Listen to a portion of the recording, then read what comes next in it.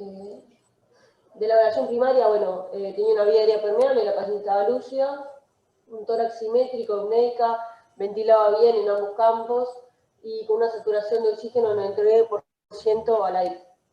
No tenía sangrado activo, la herida no estaba sangrando, estaba normocoloreada, hiperfundida y... un momentito, intento...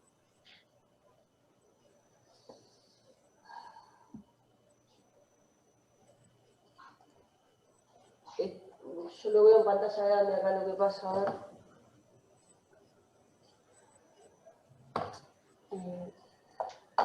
Mati, Un segundito que intento solucionar Mati, esto. ¿qué estás haciendo, papi? ¿Tienes diarreíta?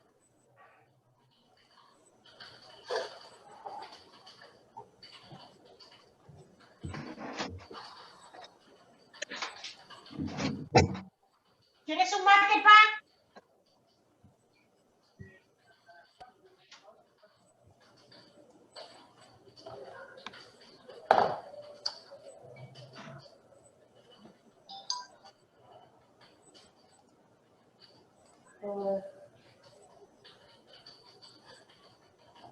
Estoy intentando poner la pantalla para que lo puedan ver. Denme un segundo.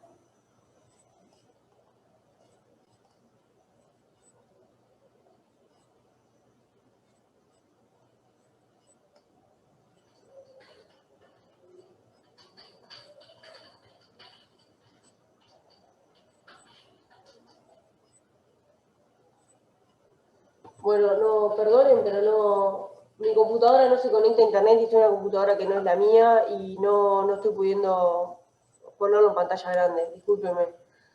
El FAS pleural, sí, negativo también, y la edad gestacional en realidad, bueno, todavía no había llegado, pero la paciente nos decía que clínicamente, por la fecha de última menstruación, tenía una edad gestacional más o menos de 8 semanas, pero en realidad el examen físico, bueno, tenía la herida esa en hipocondrio derecho, línea axilar anterior, y el útero grávido estaba por debajo de la línea umbilical.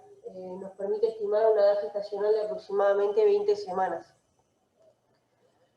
Tenía una palpación en el abdomen derecho, sin elemento de irritación peritoneal, un FAS que fue negativo, y por mismo el rastreo ecográfico que hicimos en el FAS, se veía latidos y movimientos fetales presentes. Un Glasgow de 15 y sin otros elementos a destacar. Al momento de la llegada de emergencia, después tenemos la foto del monitor, se le colocó una sonda vesical que se ve, bueno, orina clara en la bolsa colectora, ya no estaba taquicárdica, que estaba al principio con una frecuencia de 110 cuando llegó, saturando 99 al aire. Y bueno, en ese momento, entonces, hacemos una ensuma. Es una mujer de 22 años, cursando un embarazo con una altura uterina por debajo de la línea umbilical, con una herida de arma blanca en el hipocondrio derecho, que está hemodinámicamente estable, sin defensa, con un FAS negativo. Entonces, la discusión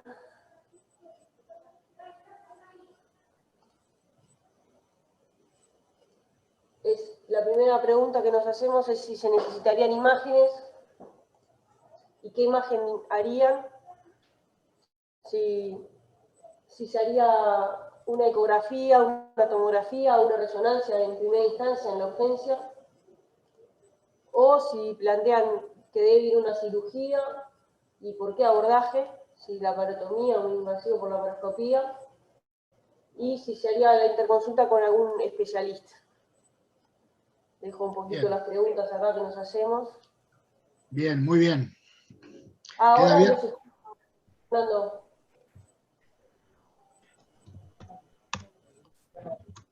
Ahí los escucho. ¿Nos estás escuchando? Sí, ahora sí. Ah, perfecto. Disculpen las dificultades técnicas. Bueno, muy interesante el caso. Queda abierta la discusión. ¿Qué opinan ustedes? ¿La llevarían al tomógrafo? ¿Pedirían una resonancia de entrada porque es una paciente embarazada? ¿Tomarían una decisión quirúrgica? ¿Una laparoscopía, una laparotomía? ¿Qué opinan ustedes? ¿Se escucha ahí? Sí, Bueno, perfecto, Guillermo. excelente. Muy bueno, Catalina, el caso muy interesante, siempre la embarazada, ¿no? Plantea esa controversia de dos pacientes en uno. Y antes que nada, bueno, una cosa que siempre hacemos en estos casos es la ecografía, no solamente para las lesiones de la madre, sino también para hacer un monitoreo fetal, porque el sufrimiento fetal a veces es el primer signo de un shock oculto o de una hemorragia oculta en la embarazada. Sabemos que la embarazada siempre, a veces puede engañar inicialmente con su condición hemodinámica, tiene una hipervolemia fisiológica.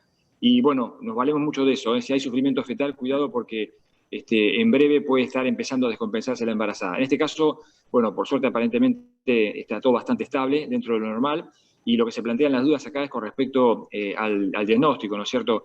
Impresionaría que podría tratarse de una paciente apta para un manejo no operatorio porque por la ubicación de la lesión uno sospecharía una lesión hepática, habría que certificarlo en un paciente. Habitualmente utilizaríamos una tomografía para descartar un hematoma, una laceración intrahepática, pero bueno, en este caso, obviamente, al haber un embarazo que de pronto no es un embarazo de los más avanzados, uno trataría en principio, si no es absolutamente imprescindible, de evitar una tomografía, si bien se puede hacer con protección.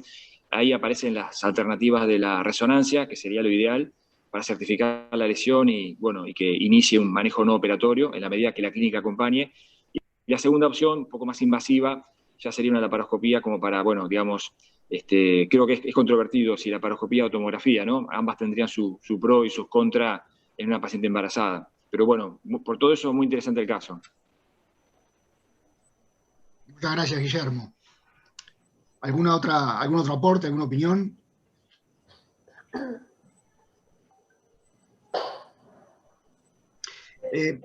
Yo te hago una pregunta, Catalina, ¿me escuchás?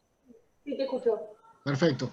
Ustedes tenían, capaz que a mí no me quedó claro y tú lo dijiste, tenían la clara percepción, y a Santiago Cubas también le pregunto, tenían la clara percepción de que esto era una herida penetrante en el abdomen. Sí, impresionaba ser penetrante, era una herida que, bueno, pongo la foto de nuevo, pero era de un tamaño considerable, si se quiere, y parecía ser penetrante, sí. Porque yo les iba a hacer una pregunta. Pero parecía ser penetrante. Les iba a hacer una pregunta a todos los que están en la sala. Por la tomografía, esto no es una herida exactamente de la pared anterior del abdomen, es una herida tóraco-abdominal y bastante lateralizada en flanco, ¿verdad? Pero ¿qué valor le dan ustedes, qué valor le darían ustedes a la exploración con anestesia local de esta herida para evaluar la penetración o no a la cavidad peritoneal? ¿Alguien le haría una exploración para definir eso específicamente? Se trata de una herida penetrante, es decir, anestesia local, ampliación de la herida, seguimiento de la misma para definir es penetrante o no es penetrante, porque claro, las diferencias terapéuticas son muy claras, ¿no? Son muy evidentes. Si no es penetrante al abdomen, se acaba la conversación. Si bien, repito, esto es tóraco abdominal y está más bien tirada hacia el flanco. Es decir, no es específicamente donde entraríamos en el protocolo de las heridas de la pared anterior del abdomen. Pero me gustaría conocer la opinión de ustedes. Pablo Caviglia está levantando la mano. Fernando. Verá que levantó la mano Pablo y enseguida te doy la mano, Pepe. Te doy la palabra. Mariana también. Mariana también, perfecto. Apoyando lo que las observaciones de Guillermo. Es una herida tóraco-abdominal, ¿verdad? En la cual en principio hemos descartado por ECOFAST la participación torácica y que de la parte abdominal no podemos saber cuánto hay de participación también en el retroperitoneo. Digo, no sabemos, primera cosa, si es penetrante, como decís, Fernando, y si es penetrante, hacia dónde se dirige el arma blanca. Yo no quedaría tranquilo con un tratamiento no operatorio sin imágenes suficientes, tanto del abdomen como del retroperitoneo. Y por lo tanto, me inclinaría claramente a realizar una tomografía, a pesar de saber la parte de irradiación que tiene, pero priorizar en este caso a la madre, que obviamente por ahora es un producto no viable porque tiene menos de 5 semanas. Así que no arriesgar, por ejemplo, una perforación del ángulo derecho del colon. Digo, estoy dando un ejemplo. Así que yo realmente no dormiría tranquilo sin una tomografía tóraco-abdominal. Perfecto, perfecto. Gracias, Pablo. Pepe Lorenzelli. Sí, Fernando, yo me gustaría explorar esa herida en la misma sala de urgencia con anestesia local y ver a cuánto, si es realmente penetrante. No me queda claro si esa herida es penetrante. No hay elementos, por ejemplo, salida de epiplón o de asas delgadas o algo que me oriente claramente a que sea penetrante. Entonces trataría de explorarla allí primero, en la misma sala de urgencia con anestesia local, con algún capuchón, tratar de si hay que extender un poquito más la herida, pero cerciorarme de que sea realmente penetrante esa herida. Si encuentro elementos si no encuentro elementos claros de que no sea penetrante, vería de hacer algún otro estudio, tratando también de la tomografía en una paciente embarazada, y trataría de no hacer la tomografía, pero eso habría que ver la evolución, realmente habría que ver la evolución. Perfecto, perfecto. Seguimos el orden, Mariana. Sí, buenos días. Yo la exploraría en la urgencia, obviamente con todo estéril y con todos los recaudos, pero me veo tentada de poner aunque sea el dedo chiquito y ver hasta dónde va, qué profundidad tiene la herida, ver si me meto en el tórax, si me meto en el abdomen, si en el fondo de la herida tengo una costilla, si sangra, porque realmente tampoco es lo mismo que tenga un sangrado arterial de un intercostal y tal, o realmente a veces tocas en el fondo y tocas el hígado. Yo creo que el ojo de la punta del dedo es fabuloso. Y en este caso, en donde está más exigida que nunca la semiología, porque las imágenes, si bien están disponibles, son discutibles, yo creo que la semiología es fundamental. La semiología es fundamental y es rápida, y realmente en el balance de riesgo-beneficio me inclino a realizarla para obtener esos datos, definir si es penetrante, si es penetrante en dónde, en qué cavidad, en qué punto, con qué profundidad y con qué semiología local y al guante. Después sí, si la herida es penetrante, plantearía de hacer una imagen, que puede ser tomografía con protección o resonancia, y si no, no hacer nada, solamente con un buen ecografista y una buena ecografía me siento conforme con el seguimiento clínico. Cirugía seguro que no. Gracias, Mariana. Doctor Nicolás Martínez. Adelante, Nicolás. Hola, buen día. Buen día. Disculpen que estoy operando y me metí tarde, pero me encendió tu pregunta, Fernando.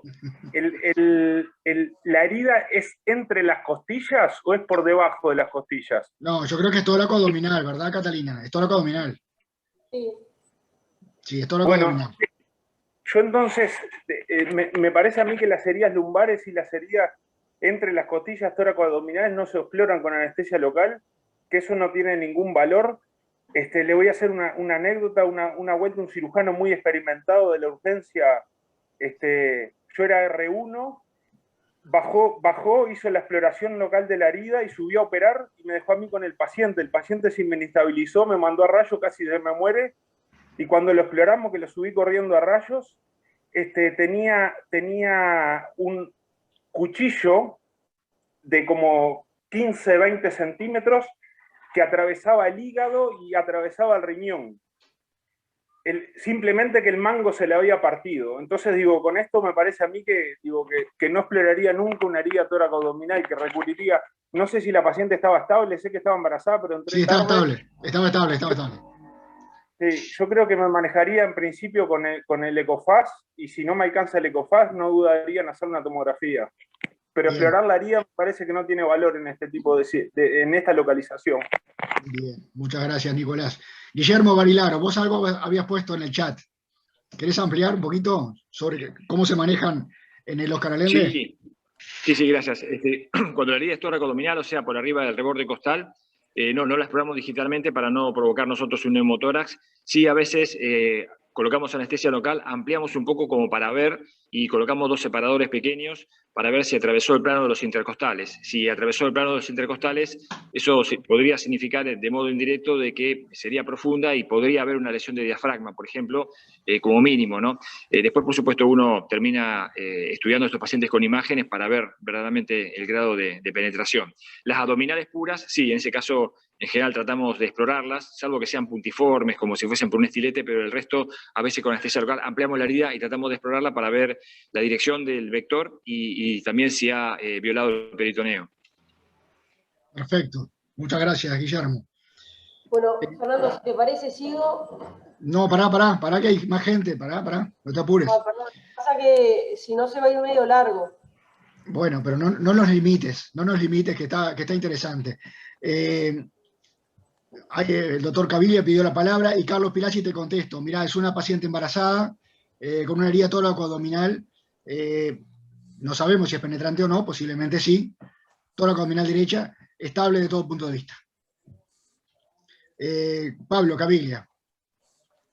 Disculpen, digo, estamos hablando amistosamente, que es para lo que sirven estas reuniones. En lo personal, estoy hablando de algo que yo pienso, me niego rotundamente a explorar con anestesia local un paciente, a menos que, como dice Guillermo, se amplíe lo suficientemente la herida.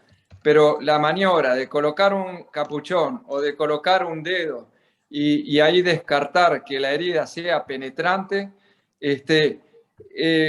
alcanza simplemente con la experiencia que tenemos actualmente con la laparoscopía, cuando queremos reintroducir un trocar en el mismo orificio y el paciente no está suficientemente curarizado y no podemos encontrar el orificio. Y nosotros habíamos generado previamente una herida penetrante con el trocar. Así que realmente es una maniobra que si el positivo, perfecto, pero creo que no tengo números, pero da altos falsos negativos. Así que creo que es lo que yo pienso, debe desterrarse la exploración digital para descartar heridas penetrantes. Bueno, gracias, Pablo.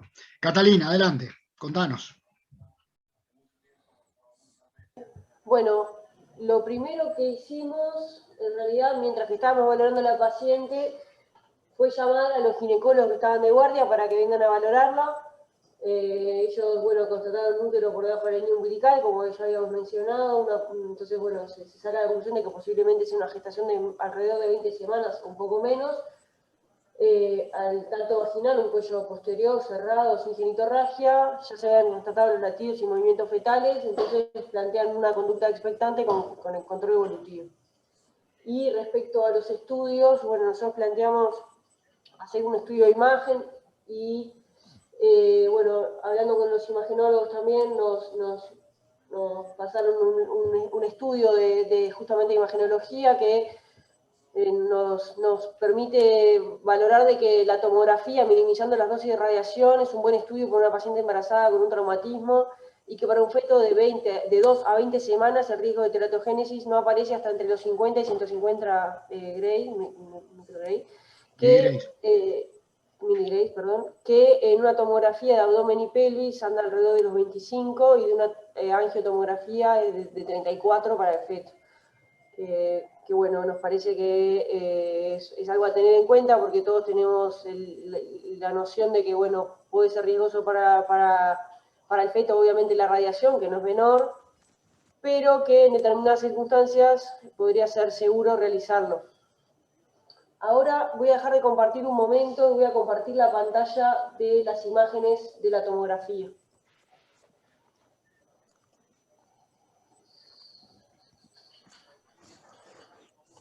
Ahí está. Sí, Carlos, adelante. Sí, la pregunta es si la paciente está estable, ¿cuál era la razón? Y es una herida toracoabdominal que no tenía ningún hallazgo a la evaluación primaria y no teníamos, el objetivo de la imagen era para evaluar si penetraba o no. Tenía dolor abdominal, Carlos. Ok, perdón. Bien. Gracias. Bueno, voy a reproducir las imágenes, no sé si las están viendo. ¿Están viendo la tomografía? Sí, perfecto. Adelante. Bien. Paso primero el volumen arterial.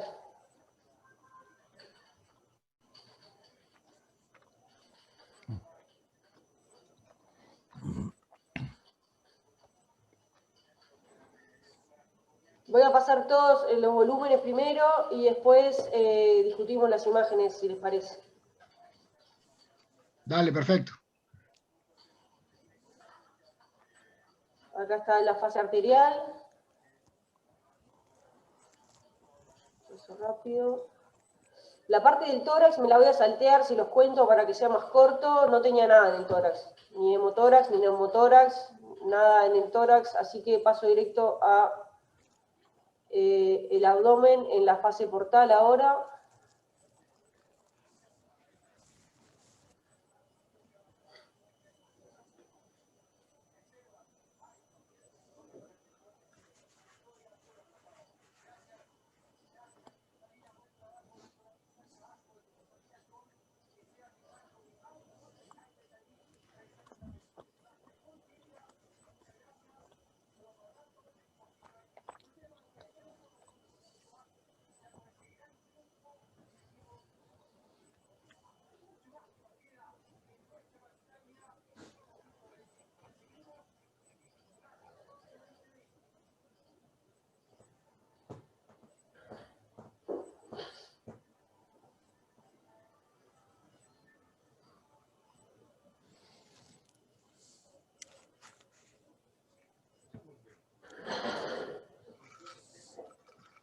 Y bueno, y ahora paso por último, un momentito, al volumen eliminatorio.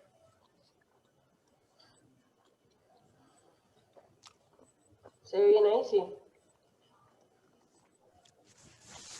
Sí, se ve bien, sí. Sí, perfecto.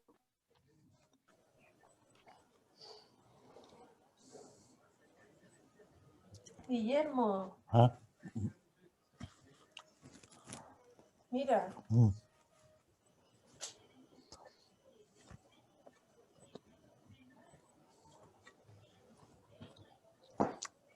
No, porque mancha.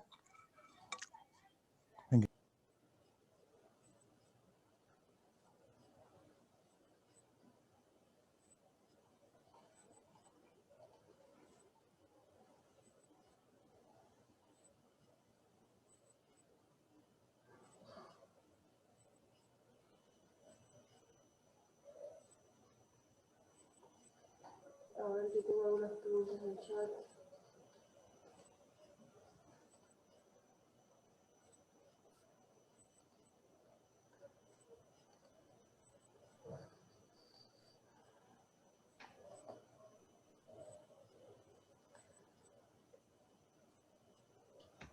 Bueno, muy bien. Vuelvo a la presentación. ¿Alguien quiere ver de nuevo alguna tomografía? Espera un poquito, Catalina, no cambies. ¿Quiere ver de nuevo alguna imagen, algún comentario de estas imágenes?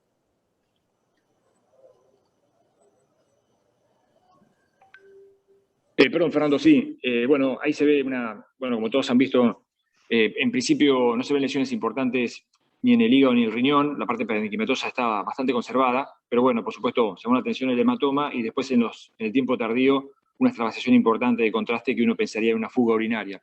De pronto lo que más preocupa acá, afortunadamente la paciente está compensada, ¿no? Por supuesto, pero lo que más preocupa es que al haber una fuga urinaria con una arquitectura del riñón bastante conservada, uno, bueno, debería descartar una lesión de la pelvis o del uréter, lo cual, bueno, tiene menos posibilidades de poder manejarse de modo mini-invasivo, muchas veces son quirúrgicas, pero en principio, bueno, son cuestiones a descartar, ¿no? O sea, la distinta gravedad que puede tener una fuga desde el riñón, que puede ser manejada con una descompresión con un catéter ureteral, a una lesión del uréter en sí o de la pelvis renal, lo cual obviamente no quita intentar un abordaje mini-invasivo, pero bueno, pueden ser lesiones diferentes.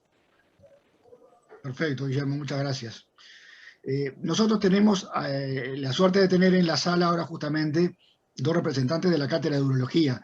A mí me gustaría en este momento que tenemos noción de dónde estamos parados, por lo menos desde el punto de vista de las imágenes, que nos cuenten la opinión de ellas cuando lo vieron así. Fernando. Perdón, Sí.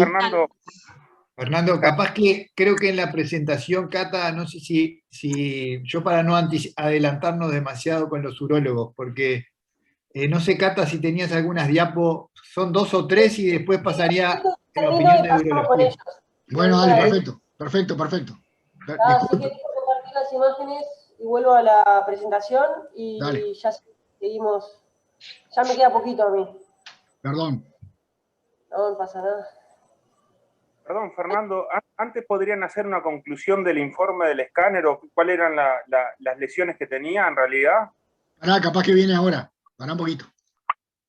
No sé si ahí ven la presentación ustedes. Sí, la vemos perfecto. Estos eran los videos que no mandan esta computadora. Un momento.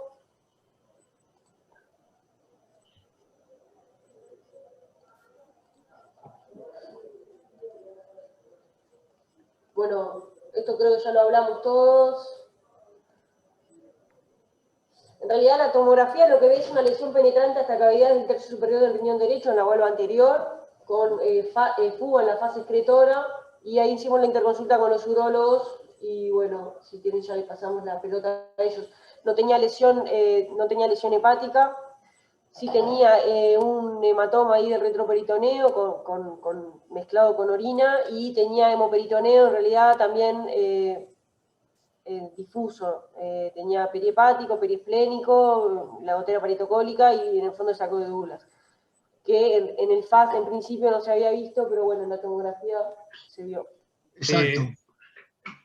Fernando, quería hacer alguna aclaración. Sí, adelante. Lógicamente que esta paciente hay que detenerse en mirar la imagen tomográfica, que es capital para tomar alguna decisión.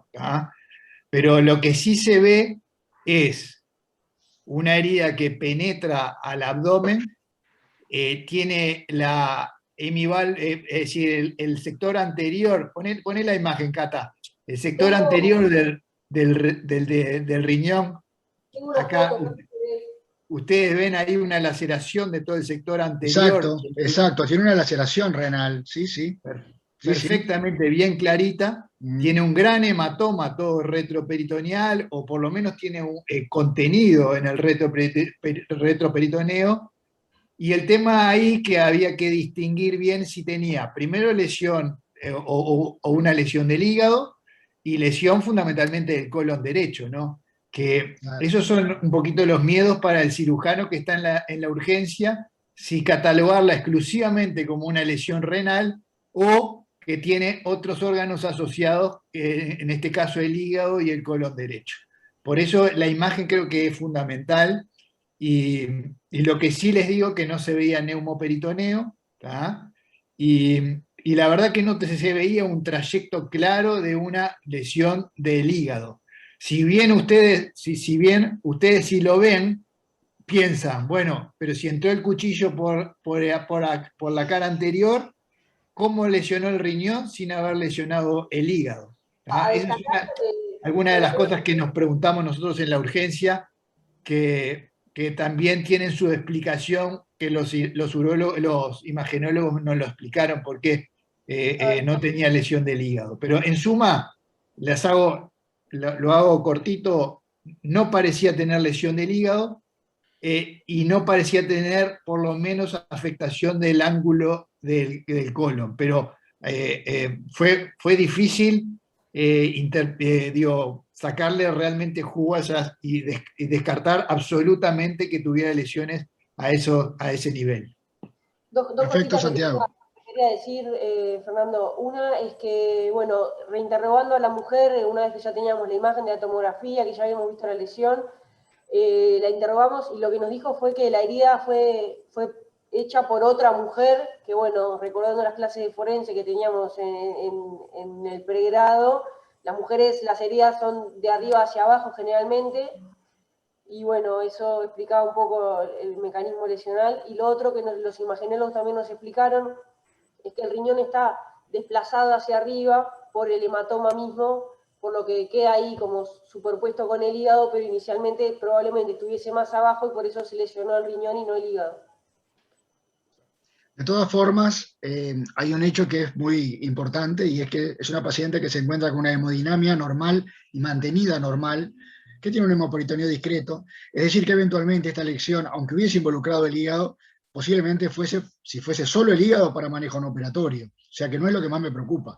Desde el punto de vista quirúrgico sí me preocuparía una asociación lesional con colon y que tuviese, por ejemplo, burbujas retroperitoneales que expresaran un neumo-retroperitoneo, aunque no tenga neumoperitoneo, pero sí un neumo-retroperitoneo. O sea que el ángulo derecho del colon sí realmente sería muy preocupante. El hígado, en una paciente que se mantenga con una hemodinamia normal, de pronto sería para manejo no operatorio. Y acá lo que centrará la conducta terapéutica con esta paciente es que tiene evidentemente una laceración renal con una fuga urinaria, es decir, con un compromiso del aparato pielocalicial.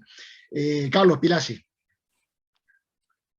De acuerdo con lo que dijiste, Fernando, yo creo que acá el problema está, no está sangrando esta paciente, su problema no es desangrado, y tenemos una paciente que está estable, aunque sabemos que la embarazada pudiera verse estable cuando no esté tan estable, pero pareciera que no hay ninguna lesión, ya tenemos estudiado que eso no es la lesión, el problema no es desangrado. Entonces el problema aquí, creo, como dijiste tú, que no hay cómo descartar una lesión de colon. Está muy cercano, el mecanismo hace sospecharlo, y si se pasa una lesión de colon, esta paciente, sabemos que la morbimortalidad aumenta según las horas, y si esta paciente tiene una lesión de colon, además se pone en riesgo el embarazo. Por lo tanto, yo creo que por ese motivo tiene indicación operatoria. Bien, gracias, Carlos. ¿Alguna otra opinión o aporte en este momento? Bueno, a mí me gustaría darle la participación. ¿Puedo ahora sí, Santiago, a la gente, a las colegas de urología? No sé, Cata. ¿Cata? Yo ya terminé, ahora le doy la palabra a ella. Vale, todo urología. Gracias, Catalina. Perfecto, antes que nada, buenos días. Bienvenidas. Muchas gracias por la invitación. Gracias. Yo soy Noelia Ferreira, grado 2 del servicio, y la doctora Helen Silva, una de nuestras residentes. Como organizamos nosotros el tema, vamos a poner una puesta a punto de los traumatismos renales penetrantes, y después continuamos, si les parece bien, con la evolución de esta paciente, ¿tá? Por supuesto que hasta el momento actual, como lo vamos a comentar, es un trauma renal grado 4, y antes que nada es fundamental saber que pudimos hacer todas las maniobras de pedir imagen, una cosa u otra, porque la estabilidad hemodinámica de la paciente era lo que así lo permitió.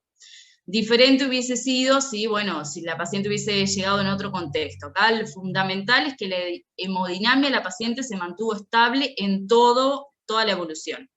¿Están viendo nuestra pantalla? Sí, perfecto. Sí, perfecto. Bueno, perfecto. Nosotros también vamos a mostrar un poquito de números con respecto a los traumatismos acá en el servicio de clínicas, nuestro servicio, a ver cómo nos va. Y bueno, y después hacemos el redondeo, volvemos otra vez con la paciente, si les parece bien. Bueno. Buenos días a todos. Como dijo Noelia, vamos a hacer como una ensuma breve de cómo enfrentamos nosotros el trauma renal penetrante. Un poco de la epidemiología. Como sabrán, el trauma renal es el principal órgano del aparato urinario que se lesiona en los politraumatizados. En nuestro servicio, esta fue una revisión que hicimos ahora en marzo de los traumatismos que vimos el año pasado. Es el trauma renal el más frecuente en el 44% de los casos. Habitualmente el sexo masculino se ve más afectado. En nuestra población, a diferencia de lo que dicen las guías y lo que dicen los registros de epidemiología a nivel mundial, el tipo de mecanismo más frecuente es el penetrante, acá en clínicas, tanto por arma de fuego como por herida de arma blanca. En nuestro servicio, todos los traumatismos renales que tuvimos, se les hizo un seguimiento y vimos que la gran mayoría va en consonancia de lo que indican las guías actualmente, que es realizar un manejo conservador, y solamente un 8% de los traumatismos renales que tuvimos en general fueron a manejo quirúrgico de entrada. Como sabrán ustedes, está el traumatismo renal cerrado y penetrante. La principal causa, como dije, en nuestro servicio es el penetrante. Hay que destacar de la semiología de la herida, es que cuando vemos la herida en la línea media anterior, en la línea axilar media anterior, hay un alto riesgo de lesión de pedículo, y habitualmente cuando la lesión ingresa por la línea posterior, el riesgo mayor es de lesión del parénquima renal, no tanto del pedículo. El EcoFast para nosotros en la puerta no tiene mucho rol, no tiene buen rendimiento para valorar el retroperitoneo, más allá de que pueda haber líquido libre, no es una paraclínica que nosotros utilizamos. Nuestro gol estándar siempre va a ser la tomografía, incluso a bajas dosis. En esta paciente preferíamos la tomografía antes que la resonancia. La tomografía a nosotros nos va a servir para ver si la paciente tiene un traumatismo exclusivamente renal, si tiene asociación de traumatismos abdominales, que es lo habitual. No es habitual tener una herida de arma de fuego, una herida de arma blanca, exclusivamente en el riñón. Habitualmente tenemos lesión de colon. Nos va a clasificar el tipo de traumatismo. Nosotros utilizamos siempre la clasificación de la AST para todos los órganos del aparato urinario, y es lo que nos va a orientar siempre el tratamiento posterior de estos pacientes. En la fase arterial de la tomografía nosotros vamos a ver la lesión vascular, si es extravasación activa del contraste. En la fase nefrográfica nos va a servir sobre todo para valorar laceraciones y contusiones del parénquima renal. Y finalmente en la fase de excreción vamos a ver lesiones del sistema colector ureteral o vesical. Esto es como una ensuma de cómo clasificamos nosotros los traumatismos renales, tanto penetrantes como contusos. En el grado 1 podemos ver una lesión hipodensa mal definida como una contusión, o incluso un hematoma subcapsular que puede incluso generar efecto de masa en el parénquima renal. En el grado 2 ya podemos ver laceración del parénquima renal, pero esta laceración va a ser menor a 1 centímetro, no va a contactar con cavidades y no va a haber fuga de contraste. En el grado 3 ya podemos ver una laceración más importante que llega a cavidades, vemos como una línea, una lesión con forma de línea hipodensa bien delimitada que se ve claramente. En el grado 4 ya podemos ver compromiso arterial, lesiones que llegan a cavidades, que esta fue con fuga de contraste, que esta fue la lesión que tuvo la paciente que estamos discutiendo. Y finalmente en el grado 5, por lo general lo que vemos es el infarto renal, lesión del pedículo, de la arteria o de la vena renal. Siempre el algoritmo de manejo nuestro en los traumatismos, incluso sobre todo en el de riñón, se basa en la estabilidad hemodinámica de la paciente. Nosotros por lo general ya llegamos al paciente traumatizado con la valoración previa al médico puerta y el equipo de cirugía. Habitualmente lo vemos si está hemodinámicamente estable en la puerta, y si no, los compañeros de cirugía siempre nos codifican a bloc. Son dos tipos de pacientes que vamos a encarar: el inestable, que siempre va a bloc, y el estable, donde podemos pedir el estudio de imagen con el estándar, y en función del grado de lesión que tenga y las lesiones asociadas que tenga, definir la conducta. El manejo conservador de estos pacientes siempre va a ser en una unidad de cuidados intensivos, con manejo multidisciplinario, urología, cirugía si tiene lesiones asociadas, medicina intensiva, medicina transfusional. Se va a basar siempre en la analgesia del paciente. El reposo absoluto para nosotros es fundamental en el manejo conservador de este tipo de traumatismos. La antibiótico-terapia, el control siempre va a ser clínico y paraclínico. En los traumatismos más de grado 3 o más, está pautado que en los primeros controles se hacen cada 48 horas con imagen. La paraclínica siempre va a ser el hemograma y la función renal, que le vamos a pedir, y lo que ustedes ya sabrán que se hace la fluidoterapia isotensiva, y la transfusión de la pérdida sanguínea siempre se hace con glóbulos rojos.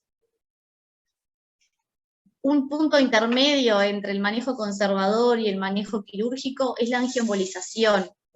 La realidad es que en el trauma renal penetrante la evidencia es muy limitada todavía, sí está mucho más probada y mucho más utilizada en el traumatismo contuso. No tenemos criterios claros de qué pacientes sí, qué pacientes no. Juega un rol intermedio. Siempre el requisito es que el paciente tenga una hemodinamia inestable, que pueda tener aún así una extravasación activa de contraste, una fístula, un hematoma mayor a 25 milímetros. Son como no claras indicaciones, pero habitualmente las que utilizamos nosotros para poder hacer la angioembolización.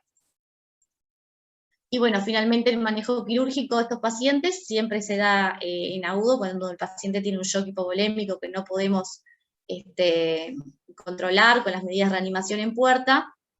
El grado 5 no hay discusión, siempre va a manejo quirúrgico.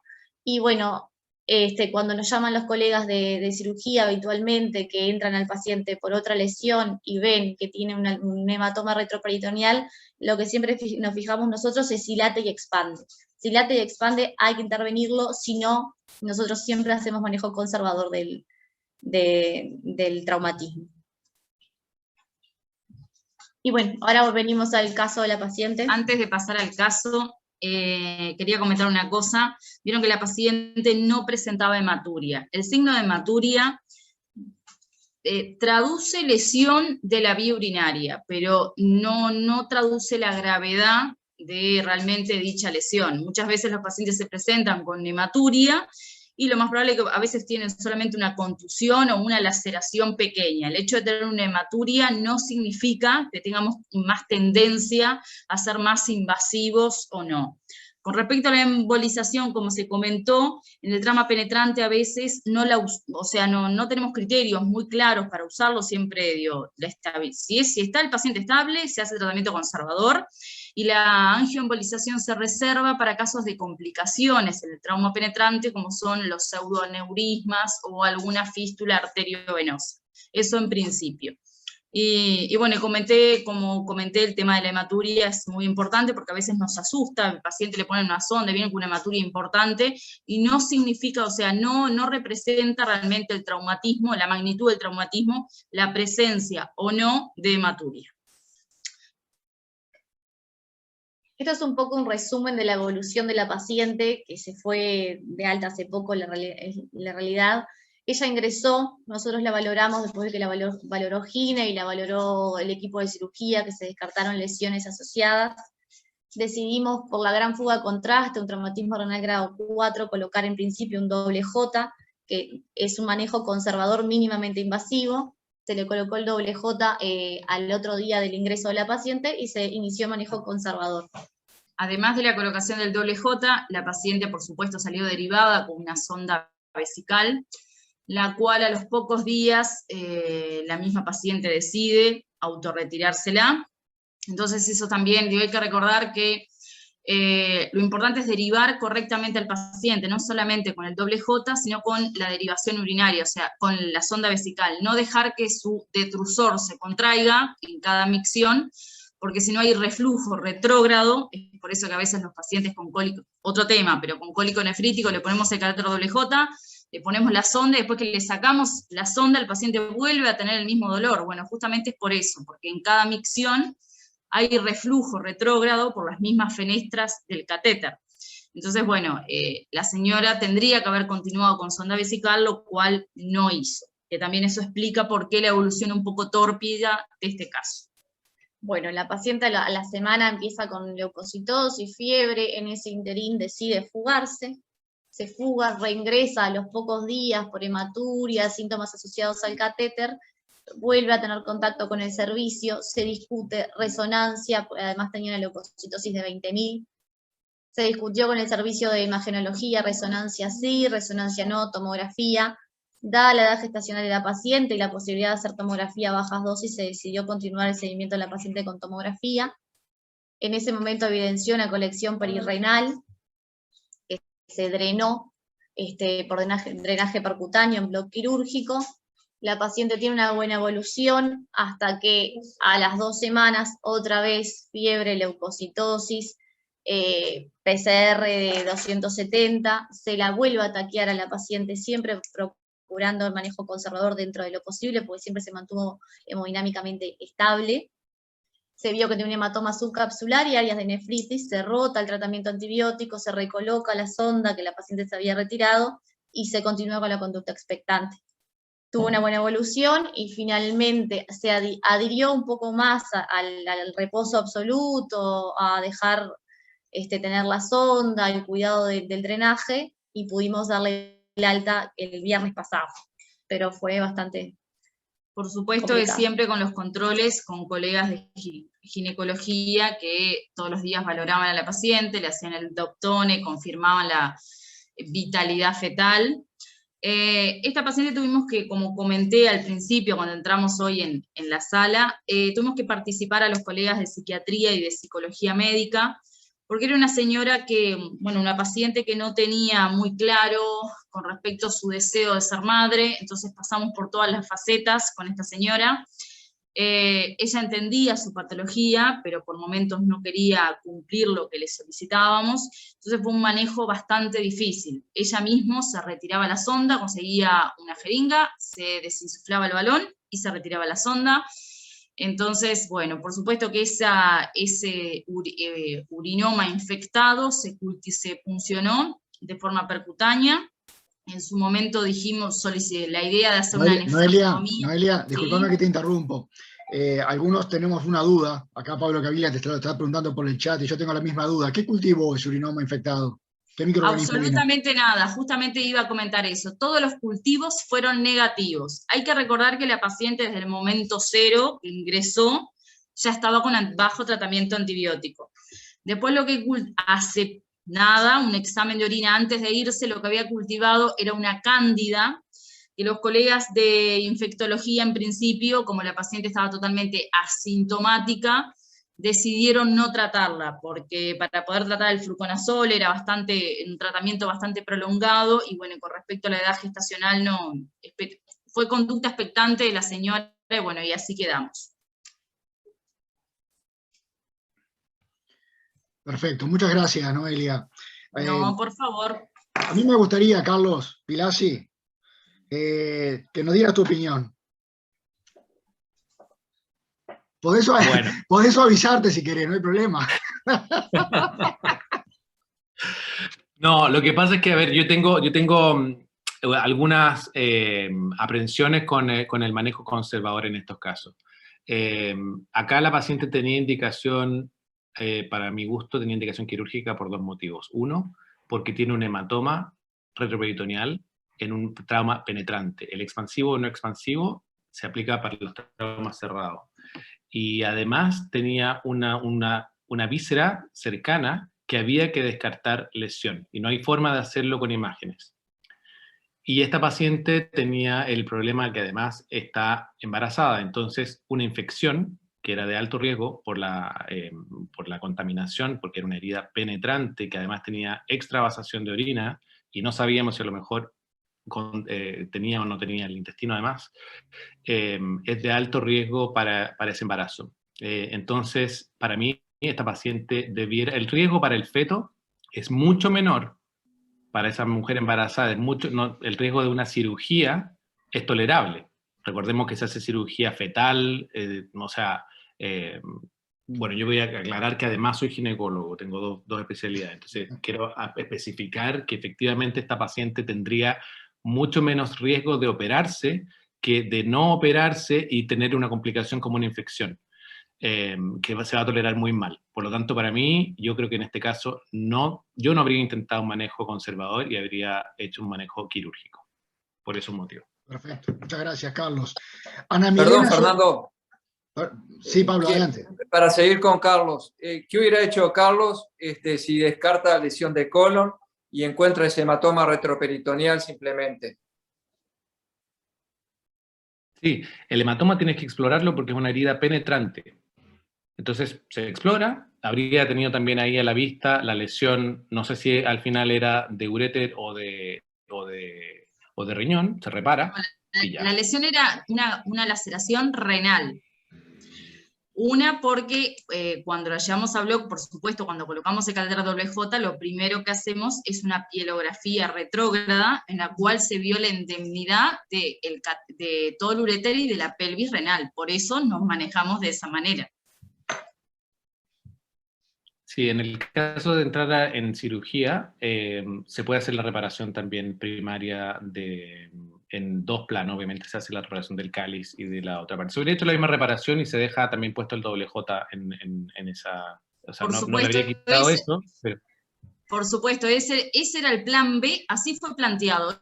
ese era el plan B si no pasaba el doble J, porque a veces pasa de que la lesión, si la lesión es de cavidades o de pelvis renal, especialmente de pelvis renal, que uno hace la pielografía, fuga absolutamente todo y uno sabe dónde deja el catéter doble J. Por supuesto que acá pudimos ver dónde dejaba porque tiñó los grupos caliciales. El grupo calicial se tiñeron, entonces como vimos se remedó correctamente los grupos caliciales, estuvimos conformes donde dejamos ese catéter doble J.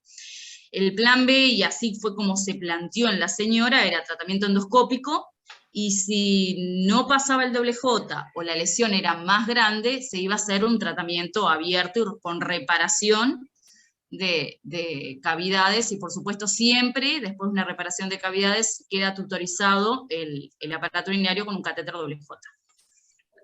Pero mi pregunta es, ¿por qué era el plan B y no el plan B era el primer plan? Porque yo lo habría planteado al revés. Entonces, mi pregunta es ¿por qué ustedes consideraban como segunda opción el manejo conservador y no como primera opción el manejo operatorio? ¿Cuáles eran los riesgos? ¿Cuál era el problema de hacer realmente una renorrafia o encontrar una lesión en contexto de hematoma a veces es muy difícil. Entonces es preferible, primero siempre nosotros vamos a lo endoscópico. Si con lo endoscópico logramos un correcto drenaje del riñón, ojo, acá claro que es solamente fuga de contraste en fase excretora, lesión de cavidades renales. O sea, por supuesto que en la tomografía, en la fase arterial, se demostró que no había fuga de contraste. Entonces, por eso, como era solamente de cavidades, siempre vamos en lo endoscópico. Y la mayoría de los traumas renales, cuando tienen lesión de cavidades con un tratamiento sigue siendo conservador, es operatorio, pero mínimamente invasivo, como es la colocación de un doble J, digamos, más del 90% tenemos resolución, solamente con la derivación urinaria interna. Por eso era nuestro plan A, y el plan B era si no pasaba el doble J. Está bien, desde un punto de vista estrictamente urológico puede ser, pero yo creo que Carlos lo mira desde el punto de vista global como cirujano de trauma. Y como acá existe la duda, además de la posible lesión colónica inadvertida, que bueno, la evolución mostró que no la tenía, ¿no? Pero como existe esa duda, creo que era un poco, me parece que aunando todos la posibilidad de reparación quirúrgica, urológica, más la necesidad de descartar una lesión asociada que hubiese sido de una gravedad importante en esta paciente, creo que ahí es donde se junta todo el paquete y, digamos, surge con más fuerza la indicación de la parotomía primaria. Doctora Ana Milena, adelante. Hola a todos, buenos días. Buen día, buen día. Una pregunta. Este paciente, para empezar del inicio, ¿este paciente llegó en horario hábil o inhábil? O sea, cuando uno tiene en el hospital un urólogo, o cuando uno, como en el caso de nosotros, después de las 4 de la tarde ya no tenemos urólogo. ¿A qué hora más o menos fue? ¿Qué tal? Buen día, doctora. En el Hospital de Clínicas la guardia urológica es 24 horas. Uy, maravilloso. Voy a partir un poco de antes como cirujano de trauma.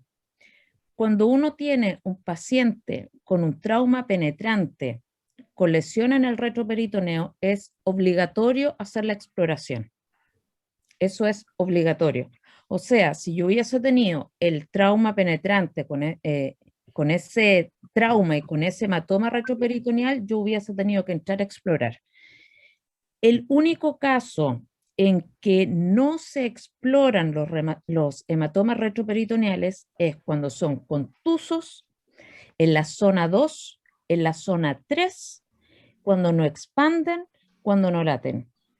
Cuando uno tiene un trauma contuso, por ejemplo, en el trauma penetrante, donde sea lo tienes que explorar, donde sea.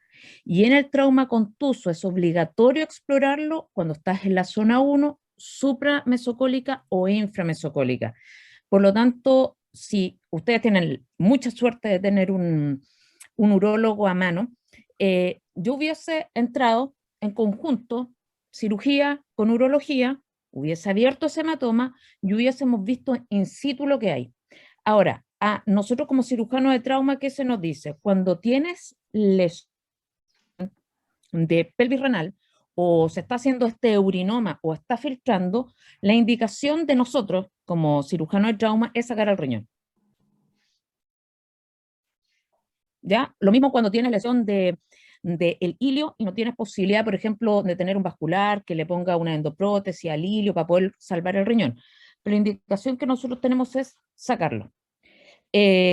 Encuentro genial que se pueda hacer un manejo en conjunto con otra especialidad y quizás en ese momento hacer algo así como novedoso para nosotros, de que ustedes, por ejemplo, hubiesen puesto el catéter WJ y se hubiesen tratado de hacer algunas suturitas por ahí para poder salvar ese riñón y no sacarlo.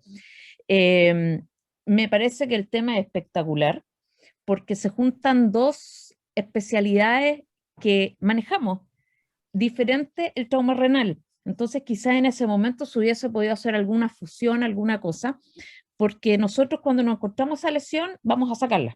O sea, hematoma retroperitoneal penetrante nosotros lo abrimos y nos hubiésemos encontrado esa lesión, pum, para afuera el riñón. Eso hubiésemos hecho nosotros, pero con un urólogo al lado quizás hubiésemos hecho alguna cosa diferente.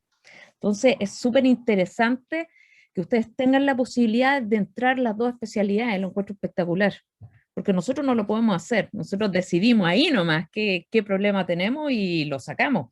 Al otro día nos retan un poco los urólogos, pero tratamos de hacerlo como en conjunto, por último, el manejo postoperatorio. Gracias, Ana Milena. Vos sabés que antes de darte la palabra, Carlos, te voy a decir que yo no estoy tan de acuerdo con esa conducta de entrar y sacar el riñón. No estoy tan de acuerdo. Vos sabés que incluso nosotros insistimos mucho, yo soy, y Carlos también, instructores del DSTC, en las distintas formas de reparación justamente de las propiedades de las cavidades caliciales. Yo soy más conservador en eso, ¿vos sabés? A mí me parece que una cosa es el enfermo que es para damage control, ese sí, el que va para control de daño, bueno, no tenemos más remedio, lo mismo que cuando vas y haces una aspectomía, sacas el vaso, control de sangrado. Pero otro es un enfermo totalmente estable, una mujer joven. Sacarle un riñón en esa paciente, la verdad que realmente me da un poco de cosa, ¿no?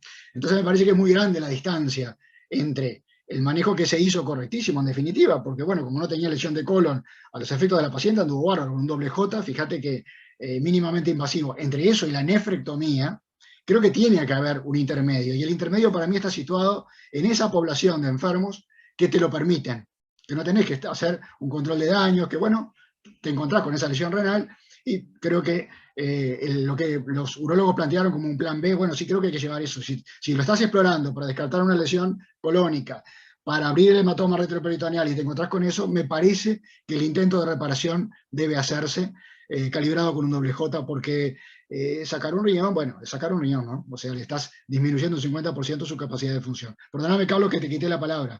Adelante. No, yo estoy totalmente de acuerdo con lo que dijiste, Fernando. Yo creo que Ana Milena se refería al hematoma infectado. Creo que le entendí eso, ¿no, Ana Milena? Porque sí. Yo tampoco sacaría un riñón de entrada. Ah, de un paciente estable, no.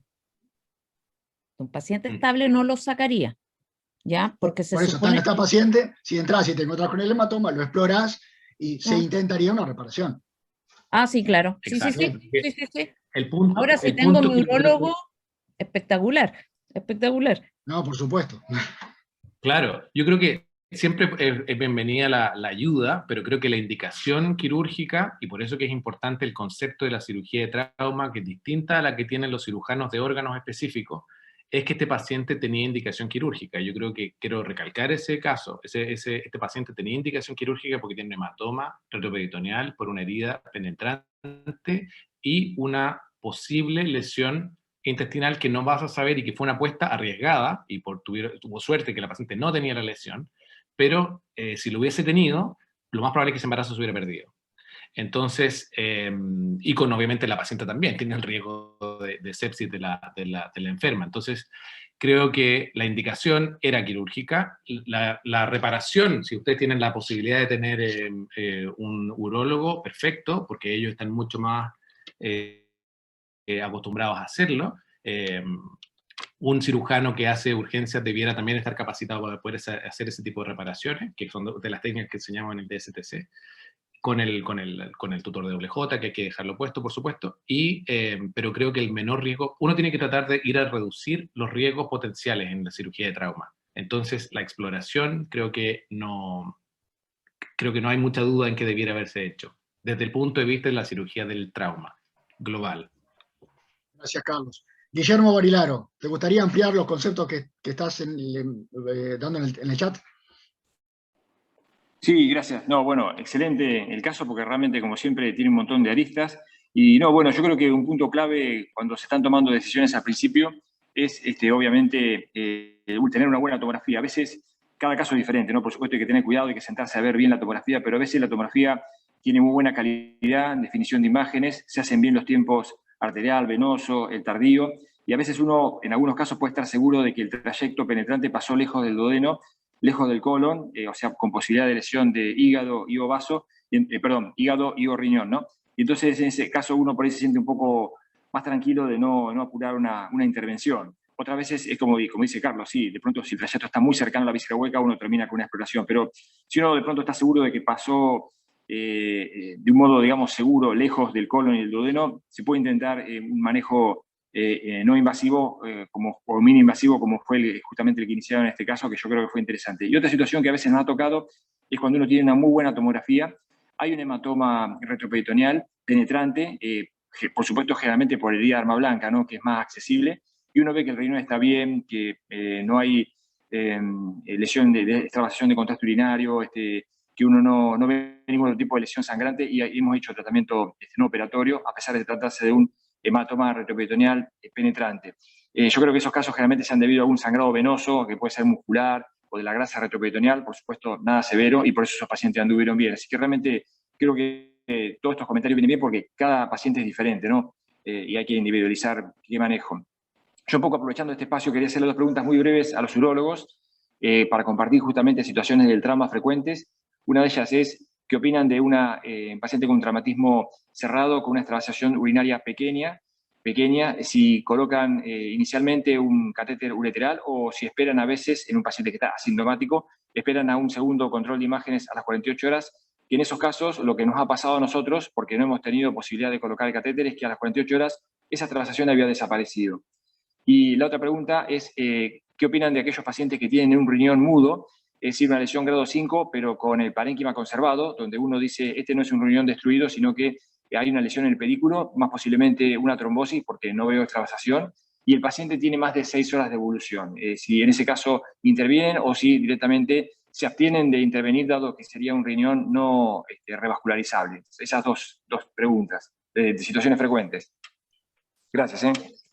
¿Qué tal? Buenos días. Bueno, con respecto a la primera pregunta, cuando la extravasación de contraste en fase excretora es leve, se coloca una sonda vesical, reposo y nada más. En principio no se deriva con catéter WJ y menos con nefrostomía. Eso es el primer paciente. Con respecto al segundo paciente, con respecto a la abulsión renal, después de pasado 6 horas, no se hace absolutamente nada, y después en la evolución, centellograma renal con DMSA que comprueba el infarto renal, y es como que el señor la paciente pasa a ser un monorreno, pero en sí no realizamos ningún tratamiento de revascularización. Perfecto, muchas gracias. Por supuesto, siempre y cuando el paciente sea birreno, ¿no?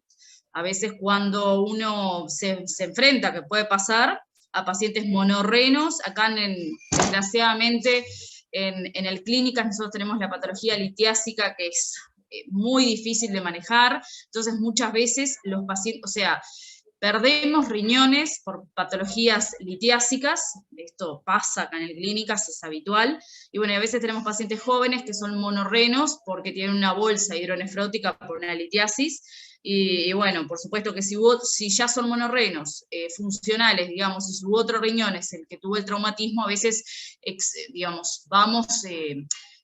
estos tiempos son un poco relativos, por más que sabemos que hacer una reparación en un traumatismo grado 5 después de 6 horas va al fallo en la mayoría de los casos, a veces, bueno, somos más nos tiramos a reparar algo que sabemos que vaya a fallar, pero bueno, en un paciente, vuelvo a repetir, caso de pacientes monorrenos, que bueno, sí o sí tenemos que hacer todo lo posible para no dejarlo anéfrico.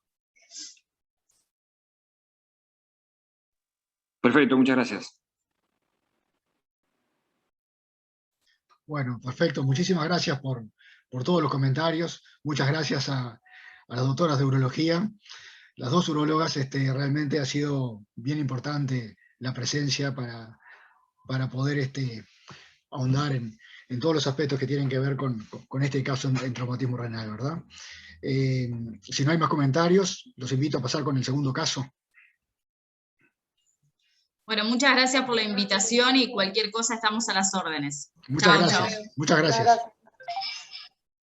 Están invitadas a quedarse con nosotros si quieren. No sé si va a ser urológico, no sé si les va a interesar.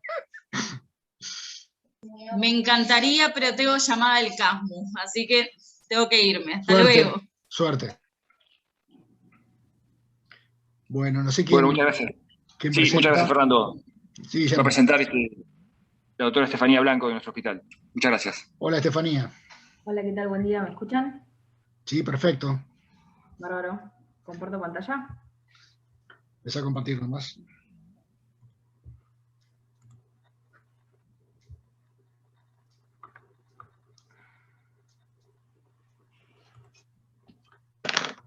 ¿Veo la pantalla? Sí, se ve. Bien, bueno, ¿cómo les va? Mi nombre es Blanco Estefanía, soy residente del primero de Cirugía General del Hospital Dr. Oscar Allende de Mar del Plata. Hoy presentamos la noche de los cinturones. Este es nuestro equipo. Al mando de la instrucción de trauma está el doctor Alberto Osac, Andrea Potes y Guillermo Bairaro, quien les habla. En la escena se da a 30 minutos del hospital. ¿Sí? Son dos pacientes masculinos de 16 y 17 años y el trauma se produce a las 2 de la madrugada. El mecanismo del trauma es una colisión en auto. Los pacientes eran los que viajaban atrás. También estaban dos acompañantes más que no sufrieron heridas. Se le visualizaba la inspección solamente abrasiones abdominales y en el traslado nos comunican que la tensión arterial del paciente de 17 años era de 100, con una frecuencia cardíaca de 100 también, y del de 16 años una tensión arterial sistólica de 70 y una frecuencia de 110. En el traslado se da con una sujeción en tabla larga con collar cervical, cobertura con frazadas y se le colocan por el tiempo de traslado un catéter en realidad y se le da la expansión con 1000 centímetros cúbicos de Ringer lactato. A las 3:30 los recibimos a estos pacientes. El primero de 17 años no se visualizaban hemorragias que sean compresibles. Encontrábamos una vía aérea permeable, el cuello sin particularidades, con una entrada de aire conservada, una frecuencia respiratoria de 20 y una saturación de 98, con una tensión arterial de 170, una frecuencia cardíaca de 100 y un índice de shock de 1, con la expansión en el prehospitalario del litro de Ringer lactato. Un Glasgow de 15 en 15, y se visualizaba la inspección marcas de cinturón de seguridad, con un abdomen tenso y doloroso. En cambio, el paciente de 16, tampoco tenía hemorragias que sean compresibles, una vía aérea permeable, el cuello sin particularidades, buena entrada de aire bilateral, con una frecuencia respiratoria de 24 y una saturación de 95, aire ambiente con una tensión arterial de 80-50, una frecuencia de 105 y un índice de shock de 1,3, después también de la expansión de 1 litro de Ringer lactato, con un Glasgow de 14 en 15. Y también contaba con marcas de cinturón de seguridad, y un abdomen blando y doloroso. Les propongo a ver qué... Excelente, Estefanía, excelentes casos, ¿no? Excelentes casos. Aquí a mí me surge una pregunta y una duda. Porque este es un problema. Te están llegando a un mismo servicio, a un mismo departamento de emergencia, a una misma sala de operaciones, dos pacientes en shock, en forma simultánea. Entonces la pregunta es, si desde el ámbito prehospitalario hubiese cabido la posibilidad, yo no sé cómo es la logística ahí en Mar del Plata en cuanto a los hospitales, aparte del Oscar Allende, de que, o no hubiese sido conveniente, ¿qué piensan ustedes?, que desde el prehospitalario se hubiese tomado la decisión de que estos dos pacientes, que están uno en shock evidente y el otro con un índice de shock de 1, hubiesen sido repartidos en dos hospitales distintos, porque eventualmente en un corto lapso de tiempo capaz que los dos pasan a ser quirúrgicos, emergencias quirúrgicas, los dos tienen que ir a hacer las operaciones y capaz que ustedes no cuentan con equipos para dividir en dos. ¿Cómo se manejan habitualmente en esas situaciones ahí? Lo digo a modo de pregunta porque, bueno, me surge esto antes de empezar la discusión de qué haríamos nosotros. Bueno, ahora ya llegaron, pero lo tiro para discutir lo prehospitalario. El tema es que nosotros somos centro de derivación. El accidente se dio en la 226 y, según tengo entendido, no tenemos otro hospital con los recursos aptos o la distancia para resolver esta patología. Cerca, o sea, o llegan ahí o llegan ahí, no hay otra. Exacto. Perfecto. Carlos, vos que estás en Londres, te voy a hacer una pregunta. Esta situación en Londres, tenés dos pacientes de un mismo vehículo, potencialmente ambos pueden requerir una cirugía en corto plazo. ¿Qué decide el prehospitalario allá? ¿Lo lleva al mismo centro de trauma? ¿Lo deriva a dos centros distintos? ¿Cómo se maneja esto allá? Sí, depende. Existe, se supone, la capacidad para poder manejar dos pacientes simultáneos. Entonces, lo que se hace es que se activan dos equipos simultáneos, con dos team leaders, con dos cirujanos, con dos anestesistas, y se dejan en espera dos quirófanos también. Ya para un tercero, ya no hay gente en el hospital para abrir un tercer quirófano y habría que llamar a alguien. Ha pasado, hemos tenido 6 pacientes simultáneos en situación de múltiples víctimas, claro. Y hay un plan específico para eso. Porque eran 6 en este hospital, pero 6 en otro también, todos pacientes graves, ya seleccionados P1 o rojos. Claro. Entonces existe un sistema para múltiples víctimas, pero en general hasta 2 pacientes, pero depende siempre de la capacidad del hospital. A lo mejor un hospital con 1, ya el segundo ya sobrepasaría las capacidades, y esa es la indicación para hacer un triaje y ver y priorizar a los pacientes. Perfecto. Gracias, Carlos. Guillermo Barilaro, te hago una pregunta. ¿Y ustedes ahí en el Oscar Allende habitualmente tienen la capacidad como para armar 2 equipos simultáneos si fuese necesario, medio rápido?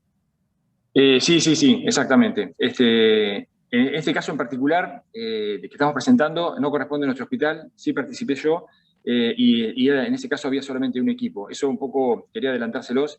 Lo presentamos en este espacio, obviamente, porque tiene que ver con nosotros, pero específicamente en este caso, estos 2 pacientes fueron a un hospital que tiene un poco menos de recursos y en el cual yo trabajé muchos años, y en el cual en ese momento había solamente un equipo como para asistir a solamente un traumatizado. Perfecto. Gracias. Bueno, Estefanía. Bueno, continuamos. Perdóname que te interrumpí. No pasa nada. El paciente de 16 años es el que primero evaluamos. Tenía la frecuencia cardíaca de 24, como decíamos, y le colocamos oxígeno con la gotera. Encontrábamos una tensión arterial de 80-50 y de 105 de frecuencia cardíaca, con el índice de shock de 1,5, y decidimos la expansión con 500 de Ringer lactato adicionales a los 1000 que habían pasado en el prehospitalario. Nosotros hacemos el FAST rutinariamente en los pacientes, el IFAS en realidad, y era positivo para abdomen. Ustedes, con este paciente, con un FAS positivo y con estos hallazgos en los signos vitales, ¿qué conducta tomarían? Buenísimo. Bueno, nos hace una pregunta, ¿no? Adelante. Nos está desafiando.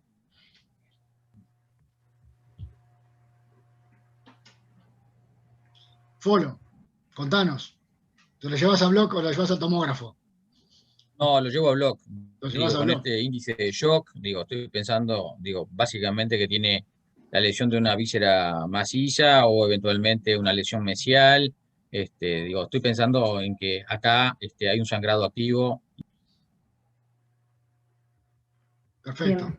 Y bueno, y Roberto Kaplan también en el chat, creo que todo el mundo está más o menos de acuerdo. Bueno. Perdón, consulta, ¿cuánto tiempo lleva del traumatismo? Que no entendí. Sería 1 hora y media, aproximadamente. 1 hora y media. Sí. Se realiza, nosotros habitualmente hacemos la RX de tórax y pelvis y llevamos al paciente en quirófano, y una vez que esté el paciente en quirófano recibimos las placas ahí. como para no Perfecto. demorarnos, y subimos al quirófano con el paciente. Se solicita además, agrupamos al paciente y solicitamos 4 unidades de glóbulos rojos y de plasma. Con el otro paciente, el paciente de 17 años, con una tensión arterial de 170 y una frecuencia de 100 con un índice Jack de 1, decidimos solo agregar una vía venosa sin reanimar y tenía un FAS negativo, con una RX sin particularidades. Ese paciente, ¿ustedes tomarían alguna conducta adicional?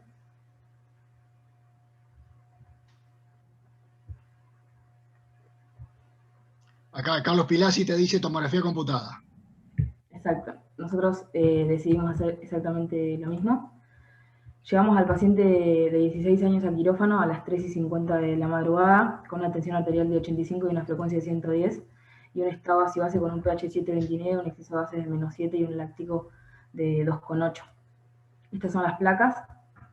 No encontramos hallazgos patológicos. Y decidimos explorarlo con una laparotomía, una mediana suprainfraumbilical, donde constatamos un hemoperitoneo de 1000 centímetros cúbicos y una abulsión esplénica con un desgarro del lóbulo hepático derecho. La abulsión esplénica solo pendía de lo que eran vasos cortos, así que decidimos realizar la ligadura del mismo y completamos la esplenectomía. Teníamos separadores autoestáticos, un primer ayudante que sostenía y traccionaba el reborde costal, con un segundo ayudante que descendía el ángulo del colon y con un cirujano que realizaba la esplenectomía, finalizaba la esplenectomía en realidad. Ese es el vaso. Posteriormente ahí se ve la maniobra. Decidimos realizar un packing perihepático y subfrénico izquierdo y una maniobra de Pringle para evaluar el estado del lóbulo hepático. Mientras tanto reanimábamos con solución salina durante 15 minutos y pasábamos las transfusiones. El packing siliendivo se encontraba, como lo ven en la gasa, y con un paciente que a los 15 minutos de esa reanimación lo teníamos con una tensión arterial sistólica de 100 y la necesidad de inotrópicos, y se retira el packing. Se puede visualizar ahí el desgarro de lo que sería el lóbulo hepático posterior a la extracción de la maniobra de Pringle sin sangrado y una laceración no sangrante de 10 centímetros aproximadamente. Nosotros ahora planteamos, a ver, con esta lesión no sangrante, una vez que ya retiramos la maniobra, ¿qué conducta tomarían con un paciente con una TA de 90 de sistólica? Bien, muy bien. Muy interesante el caso. Carlos Pilasi, levantaste la mano. Sí, yo tengo una pregunta con respecto a la reanimación. Estoy súper de acuerdo en lo que se hizo hasta ahora. Lo que no entiendo muy bien es, por ejemplo, por qué no se le puso tranexámico, por qué no se pasaron plaquetas, por qué se le puso droga vasoactiva. Cuando un paciente está sangrando y sabemos que lo que sirve más es la revolutización con reanimación hemostática, y que sabemos que también los vasoactivos tienden a tener menos buenos resultados. Entonces, no sé cuál fue la comunicación con anestesia para saber si es que por qué estaban haciendo eso, porque cambia mucho, claro, la presión sube, pero porque le estoy poniendo vasoactivos. ¿Cuál fue la razón de eso?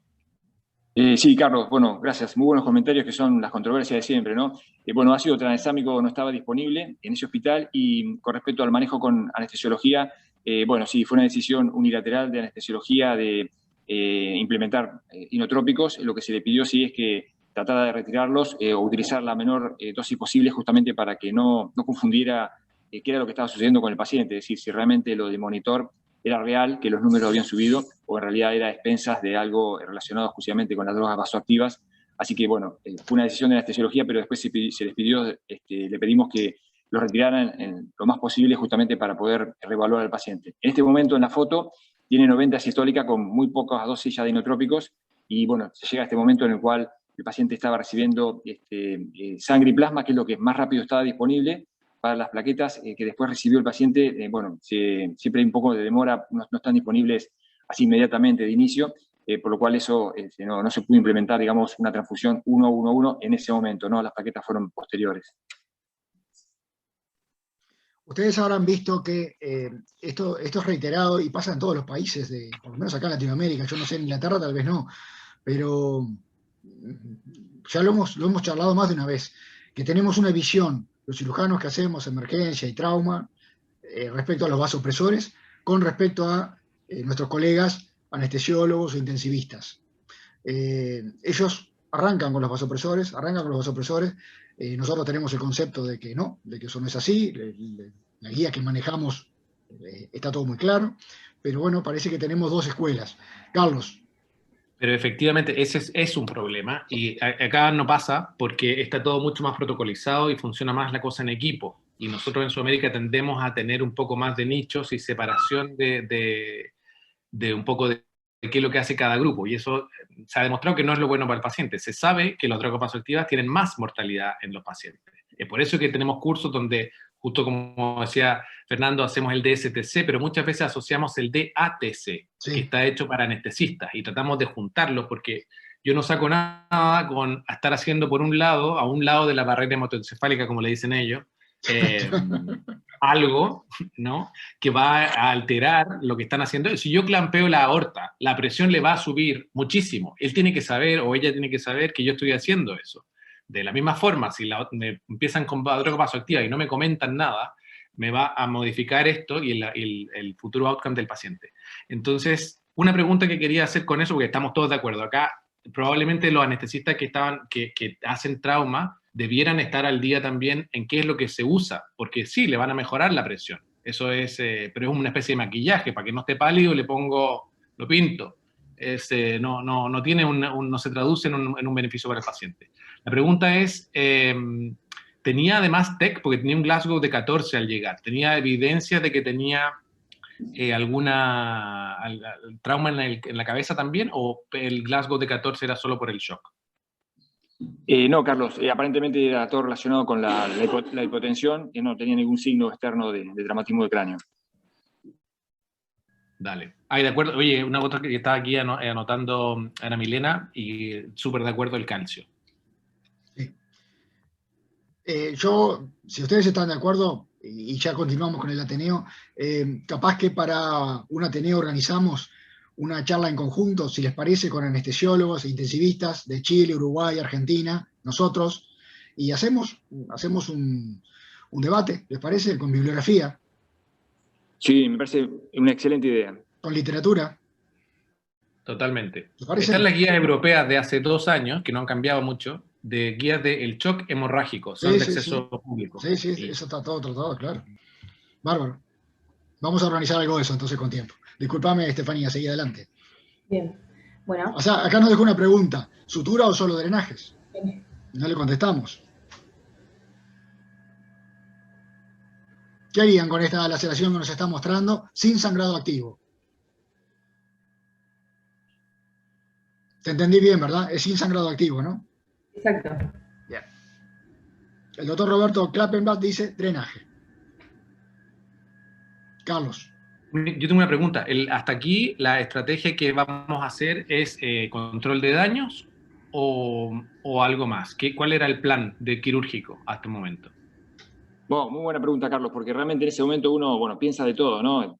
Piensa en un montón de cosas al mismo tiempo, y la realidad es que el paciente, posiblemente por su juventud, por los hemoderivados que estaba recibiendo y por el hecho de que las lesiones que tenía afortunadamente se pudieron controlar rápido, como fue completar la esplenectomía, y esta lesión, como están viendo con el packing, dejó de tener sangrado activo. En ese momento empecé a pensar que podía tener una posibilidad de hacer una cirugía definitiva, teniendo en consideración todo. Se pidió a anestesiología que tomaran una segunda gasometría, que continuasen fundamentalmente con una reanimación con hemoderivados, y ahí pensamos en ese momento que podía haber una chance para una cirugía definitiva.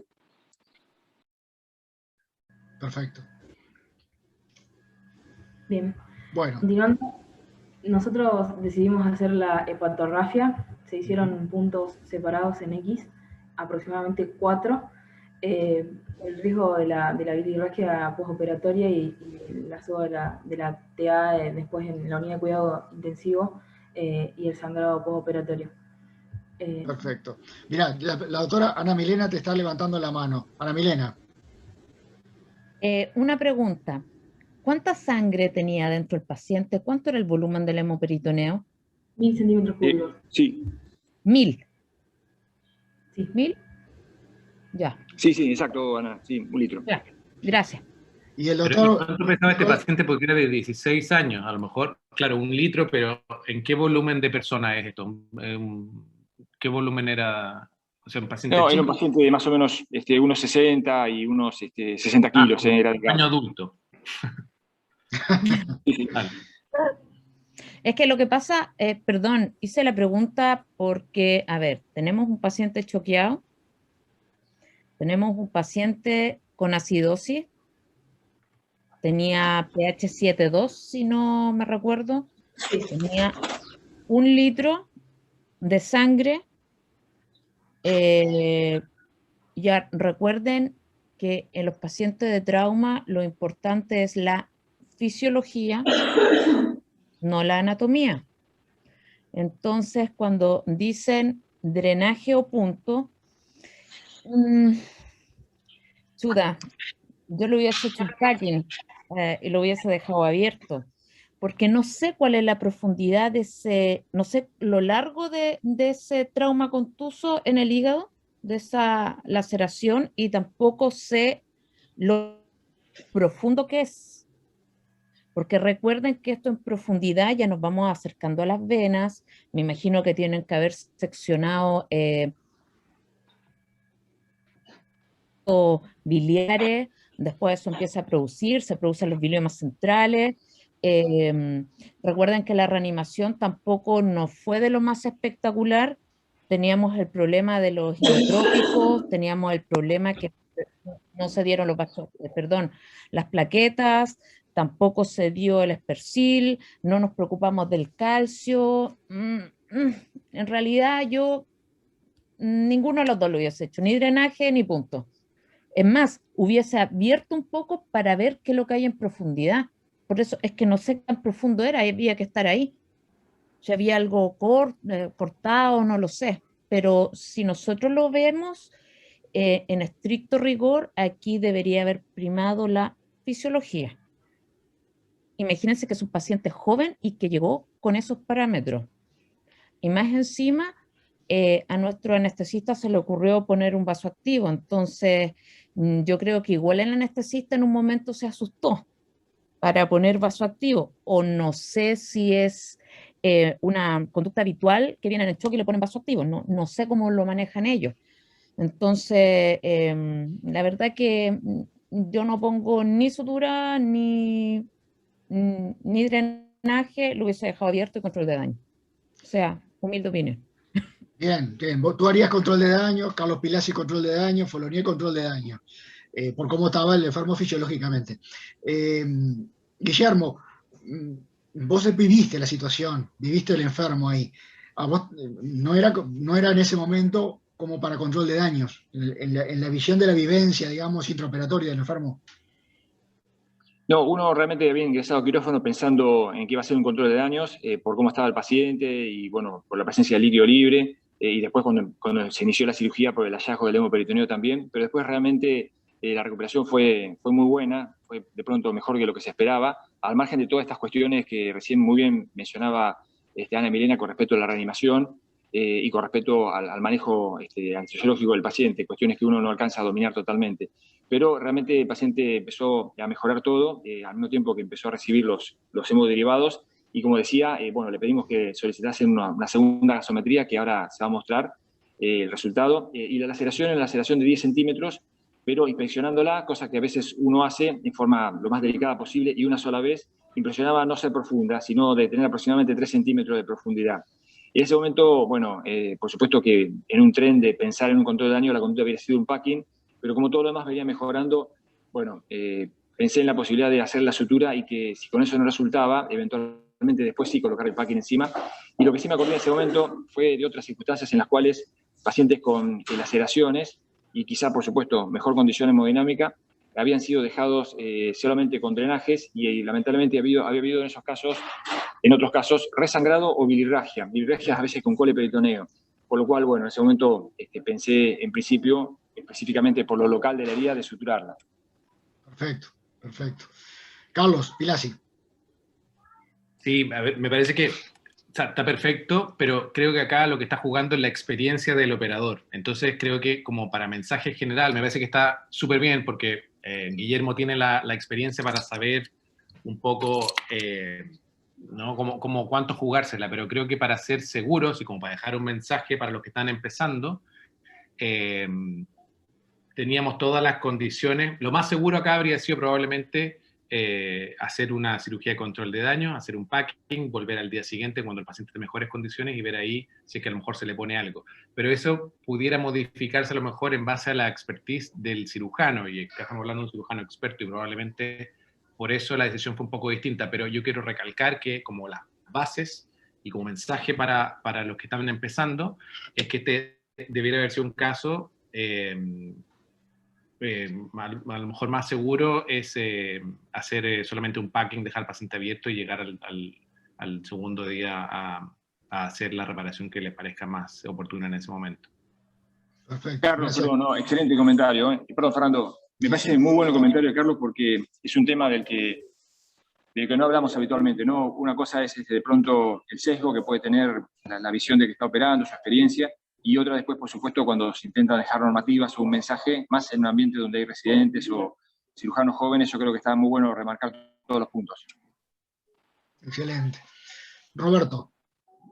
Sí, yo, digamos, me parece que lo que dice Carlos es lo que dicen todos los libros, pero a veces nuestra realidad no es la misma, digo, en Argentina por lo menos, o en mi hospital, con respecto al manejo del abdomen abierto y contenido y los packing. Esto de decir, bueno, al otro día se reexplora y eventualmente se cierra, muchas veces no sucede.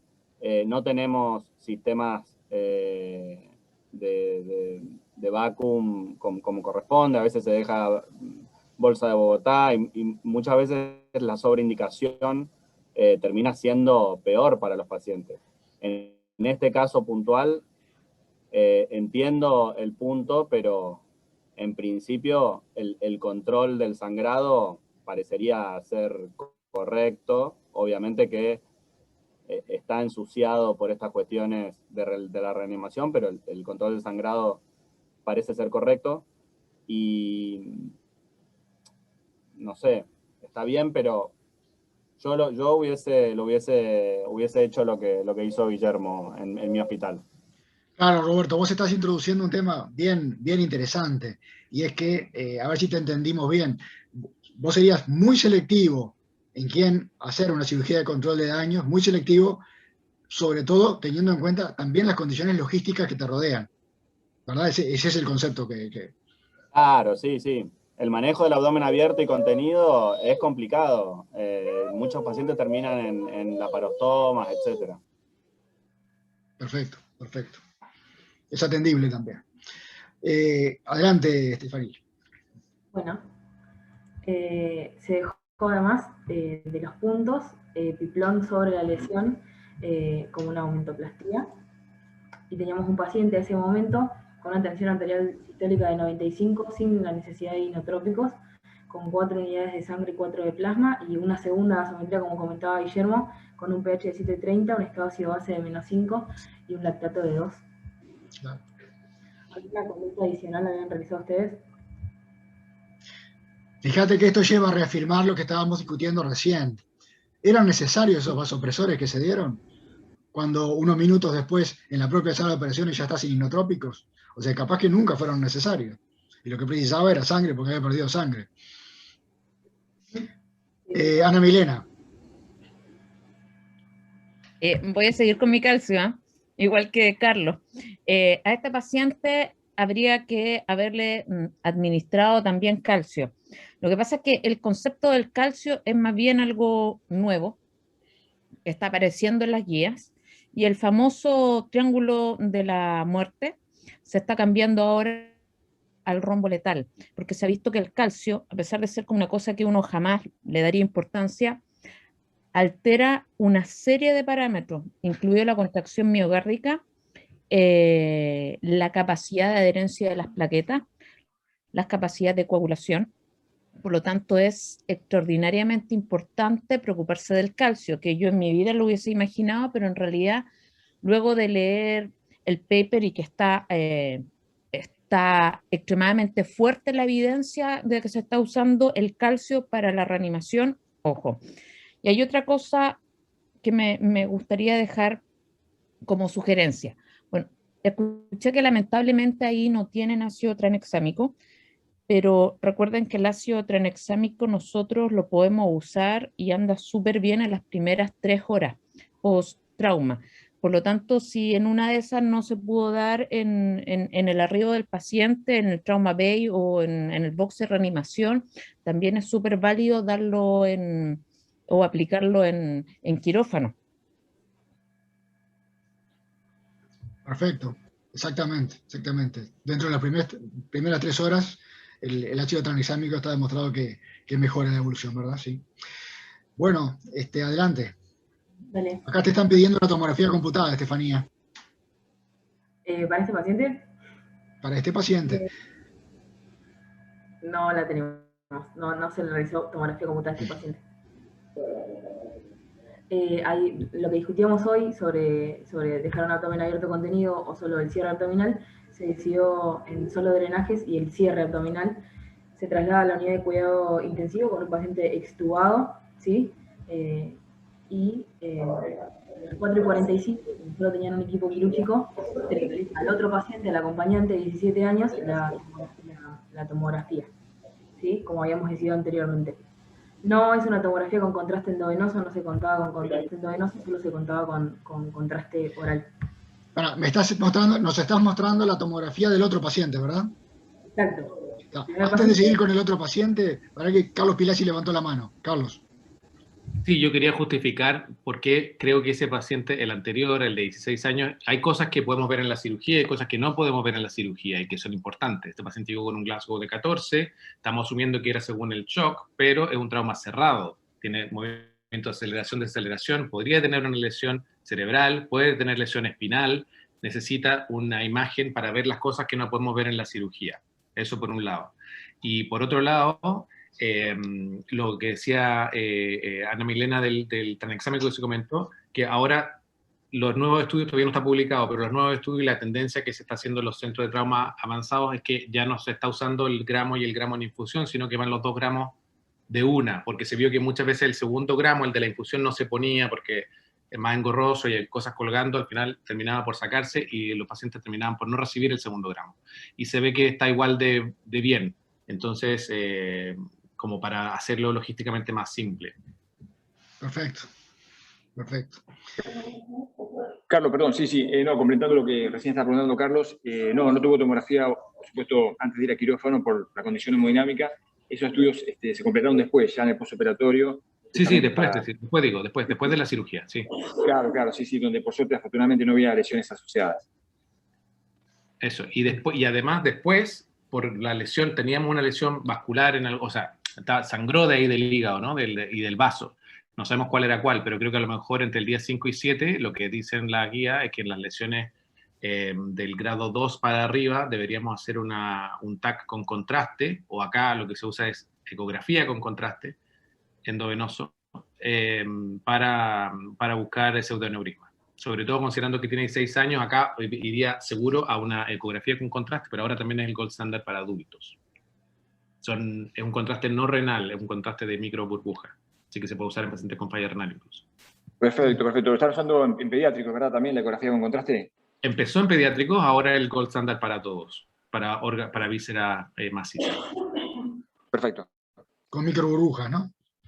Microburbujas, sí, se eliminan por el pulmón, así que pueden no tener función renal, se puede lograr las veces que quieras. Perfecto, gracias Carlos. Estefanía, adelante. Vemos la tomografía del otro paciente. Exacto. A las 4:45 de la madrugada se le realiza la tomografía solo con contraste oral al acompañante del vehículo. Esas son las imágenes con las que contamos. No sé si a alguien le gustaría describirlas o contar qué. Sí, yo te lo describo con una palabra, muy preocupante, porque si me decís que le pasaron contraste oral y estamos viendo esto, te digo que tenemos una perforación de víscera hueca.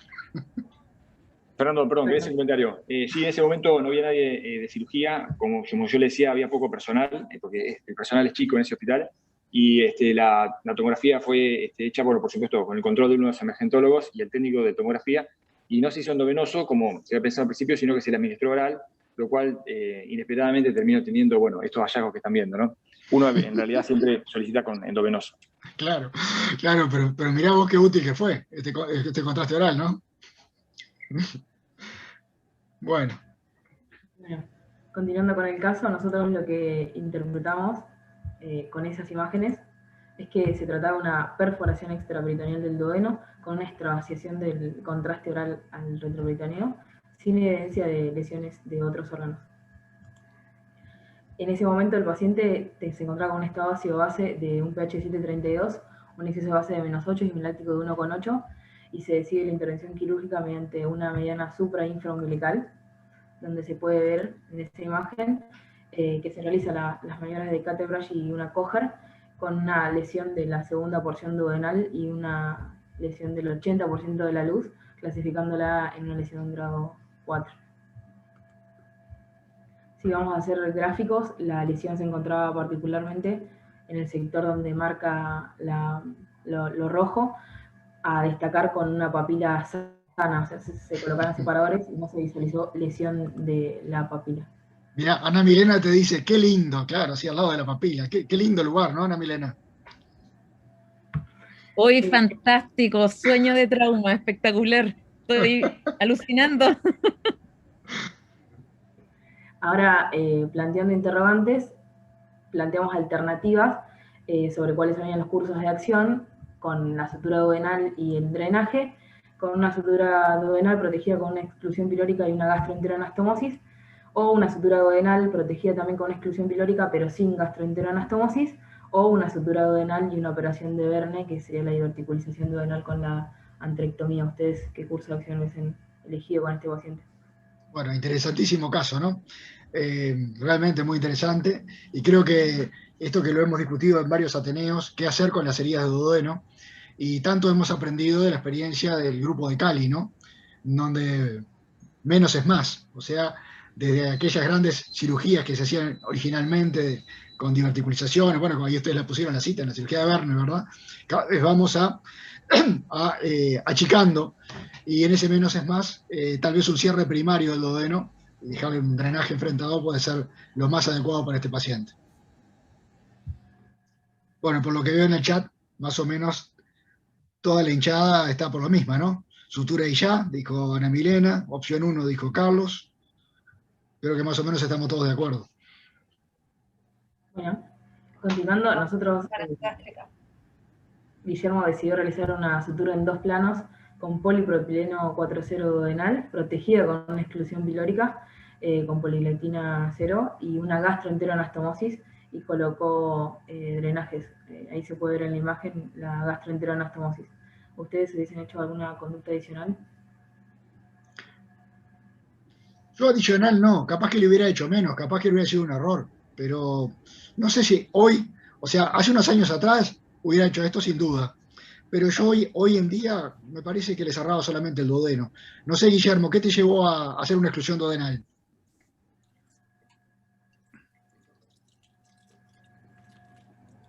Me parece que Guillermo... Ahí está. Perdón, acá estoy. Sí, no, bueno, este caso fue hace unos años y también coincidió con unas épocas en las que, bueno, nosotros también, como mencionamos en otro Zoom, siempre seguíamos qué era lo que hacía la gente de Cali, porque siempre han sido referentes para nosotros, desde todo punto de vista, ¿no? Por la calidad docente, por el volumen de casos. Y bueno, fuimos fluctuando justamente con la exclusión duodenal, con gastroentero. Este caso, por ejemplo, coincide con una época en la que hacíamos con gastroentero, después sin gastroenteroanastomosis, solamente con gastrostomía, ¿no es cierto? Y después, bueno, a raíz de problemas con la gastrostomía y la ginostomía, volvimos a hacerla con gastroentero, y por supuesto, hemos arribado a la actualidad donde la exclusión duodenal ha pasado a ser una rareza y para casos muy, muy seleccionados, o incluso algunos ya no lo hacen más. Yo creo que un poco tiene que ver con lo que en ese momento estamos haciendo, la elección, ¿no? de esta conducta. Es la evolución que hemos cruzado todos, creo. Sí, exactamente. Exacto. Carlos, Pilasi. Sí, era solo para recordar que hubo un estudio hace poco que sacó la Panamericana, que está del grupo de Cali, básicamente, donde muestra eso, que la sutura basta en la mayoría de los casos. Solo En los casos en que a lo mejor uno no tiene la posibilidad de seguir estos pacientes o hay alguna comorbilidad o uno cree que va a ser especialmente difícil, a lo mejor cuando no llega tan precoz como este caso, a lo mejor uno tendría ciertas aprensiones y a lo mejor, por ejemplo, en una situación como que en África, cuando vamos con Médicos Sin Fronteras, donde a veces no va a ser tan...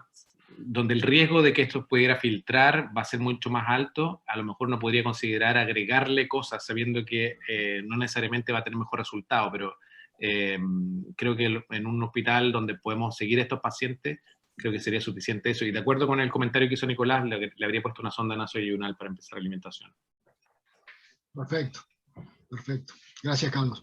Adelante, Estefanía. Además de haber realizado esta cirugía, se decidió también la realización de yeyonostomía alimentaria a la Witzel con un cierre abdominal y se trasladó al paciente a la unidad de cuidado intensivo. En la evolución... Perdón, un pequeño comentario. Bueno, no, justamente, lo de la yeyonostomía va de la mano de esa etapa en la que se hacían muchos más procedimientos, claro. Como hoy la yeyonostomía ha sido reemplazada por las sondas endoluminales, ¿no? Que de pronto son menos invasivas. Claro, sin duda. Lo que pasa es que en esa época, si hacías exclusión pilórica, quedabas medio limitado a veces, si no le hacías una gastroentero. Para poder avanzar la sonda nasoyunal y tenías que hacer una yeyonostomía. Claro, con gastroentero sí, podías avanzar. Exacto, exacto. No, Adelante. yo quería preguntarles, porque bueno, obviamente hay grandes diferencias, pero en cirugía electiva los protocolos ERAS y Fast Track, etcétera, son mucho más agresivos en la recuperación, en dejar de usar sondas, etcétera. ¿Piensan que puede ser trasladable a la cirugía de urgencias? Por ejemplo, en este caso, no dejarle una sonda nasogástrica y darle de comer, no sé si al otro día, pero a los 2 días. ¿Y por qué sería la diferencia? A ver. ¿Sabes qué pasa, Roberto? A mí me parece, te doy una opinión personal, capaz que estoy equivocado, que no son pacientes iguales. En primer lugar, el traumatizado es un paciente hipercatabólico. El peor de todos es el gran quemado, y después tenés todos los traumatizados. Es un paciente hipercatabólico que rápidamente va a ir a la desnutrición, y yo creo que anteponerse a eso, hacer la profilaxis de eso, por todos los medios al alcance, me parece que es algo que hay que tenerlo como medulizado en trauma. Entonces yo realmente a estos enfermos creo que sí, que se benefician de restablecimiento temprano de la nutrición enteral a través de una sonda, cuando todavía de pronto por boca vos no empezás en una lesión que no es la cirugía arreglada. Estás una herida de un 80% de duodeno que la cerraste de forma primaria, que no le vas a dar de comer al otro día seguramente, como de pronto sí lo harías en una sutura digestiva que hiciste de una cirugía programada. Enfermos que a veces asocian determinados grados de shock. Yo creo que me parece a mí que no es extrapolable los conceptos de Fast Track para Surgery para todos los enfermos traumatizados. Lo haría solo en enfermos muy, pero muy seleccionados. Guillermo Barilaro, no sé, creo que habías levantado la mano en un momento. No, estaba coincidiendo con lo que estabas mencionando. Perdón. No sé, tengo esa opinión. No sé si alguien más quiere ahondar sobre este tema para responderle a Roberto. Carlos, adelante. Yo creo que, en estos casos de rutina normalmente ponemos la sonda. Y después no significa que no vamos a usar la vía oral, pero podemos empezar a alimentar al paciente un poco más precozmente que si lo hiciéramos por la vía oral, que siempre es más lenta en los pacientes de trauma. Son pacientes que están inflamados, son pacientes que van a tener un hilo que generalmente es prolongado, son pacientes que tienen otras patologías que van a hacer que sea difícil iniciar inicialmente. Siempre empezamos a alimentar el tracto digestivo, incluso con pacientes con abdomen abierto, y lo hacemos con dosis muy bajas de 10 ml por hora, pero sabemos que eso disminuye el edema, favorece, y está todo eso basado en los protocolos de ERAS, pero los protocolos de ERAS están definidos para unos pacientes en particular y no incluyen necesariamente los pacientes de trauma. Hay que mirarlo con un poco de diferente por ese lado. Así que de acuerdo con el comentario de Fernando. Y yo también le habría puesto una sonda. Sí. Bueno, adelante, Estefanía. Bien. En la evolución, el paciente de 16 años que le habíamos realizado la esplenectomía y la rafia hepática evoluciona favorablemente, sin complicaciones, consiguiendo el alta al día 7. En cambio, el paciente de 17 años con la sutura duodenal, el cierre periódico y la gastroenteroanastomosis, la yeyonostomía de alimentación, evoluciona un poco más tórpidamente, sin fístulas, pero con la intolerancia a la vía oral. Así que se decide al día 7 la realización de un tránsito gástrico con contraste, donde se visualiza un vaciamiento retrasado y se continúa con la alimentación por la yeyonostomía hasta el día 19, donde se realiza otro segundo tránsito, que se visualiza la reapertura del píloro y se logra la tolerancia a la vía oral con el alta al día 24. En resumen, ambos casos se dan lesiones por cinturón de seguridad. Al de 16 lo diagnosticamos por clínica en el shock hipovolémico y por el IFAST, y se visualizó la lesión de vaso grado 5 con una de hígado de grado 3, según la asociación. Y el de 17 se diagnosticó por TAC con una lesión duodenal grado 4, y la bibliografía que encontramos relacionada con el caso, la primera cita bibliográfica se refiere específicamente a lo que sería la conducta quirúrgica en los pacientes traumatizados, la laparotomía, y en el segundo de los casos la frecuencia es más una revisión sistemática de salud pública, si les interesa leer. Y a modo de comentarios y de conclusiones, ustedes no sé si tienen alguno para realizar. Bueno, en primer lugar te quiero felicitar, Estefanía, por tu excelente presentación. Y quiero felicitar al hospital porque muy lindos casos, realmente muy, muy interesantes. Yo reafirmando lo que había comentado hoy Carlos Pilasi en el primer caso de la tomografía computarizada, si bien tenían cinturones de 3 puntas, he visto en traumatizados de tránsito con lesiones por cinturón, lesiones viscerales por cinturón de seguridad, con lesiones de 3 puntas, fracturas de chance asociadas. La fractura de chance es una fractura por hiperflexión, ¿verdad? Es una fractura en cuña de las últimas vértebras dorsales o las lumbares, que se da por mecanismos similares, o sea, se asocia en el mecanismo y en el contexto lesional de este tipo de enfermos que tienen lesiones viscerales. Y esa sería una razón más para hacer una tomografía computada posoperatoria, si bien, por supuesto, habitualmente el paciente con una fractura de chance también tiene dolor lumbar. Y uno diría, bueno, en el posoperatorio inmediato el paciente se quejaría de ese dolor. Pero he tenido oportunidad de ver eso, entonces creo que sería algo que abogaría a favor de, en el posoperatorio, investigar la situación de su columna vertebral por el tipo y la cinemática de sus lesiones. Pero realmente fueron 2 casos muy, muy interesantes, bien distintos en su forma de presentación, ambos como secundarios a lesiones por cinturón de seguridad, en el contexto, por supuesto, de una alta cinemática, de un intercambio de alta cinemática. Carlos y Ana Milena. Sí, además recordar que en los casos de cinturón de seguridad, las lesiones que se producen son de aceleración, desaceleración, y una de las lesiones que no se van a ver, por ejemplo, una de las lesiones aórticas. El pseudoneurisma aórtico, el paciente no va a presentar hipotensión, y eso solamente lo vamos a ver con imágenes, y eso se puede arreglar en forma diferida. O sea, si lo hubiera tenido, no hay para qué resolverlo en ese momento, se puede resolver en las 12 o 24 horas siguientes por vía endovascular, pero hay que primero saber que lo tiene para poder tratarlo. Entonces creo que en los casos de un trauma con una energía suficiente, si bien uno puede empezar por la cirugía, que es lo correcto cuando los pacientes están hemodinámicamente inestables para ir a detener el sangrado, debiera posteriormente complementarse después de la cirugía con el escáner.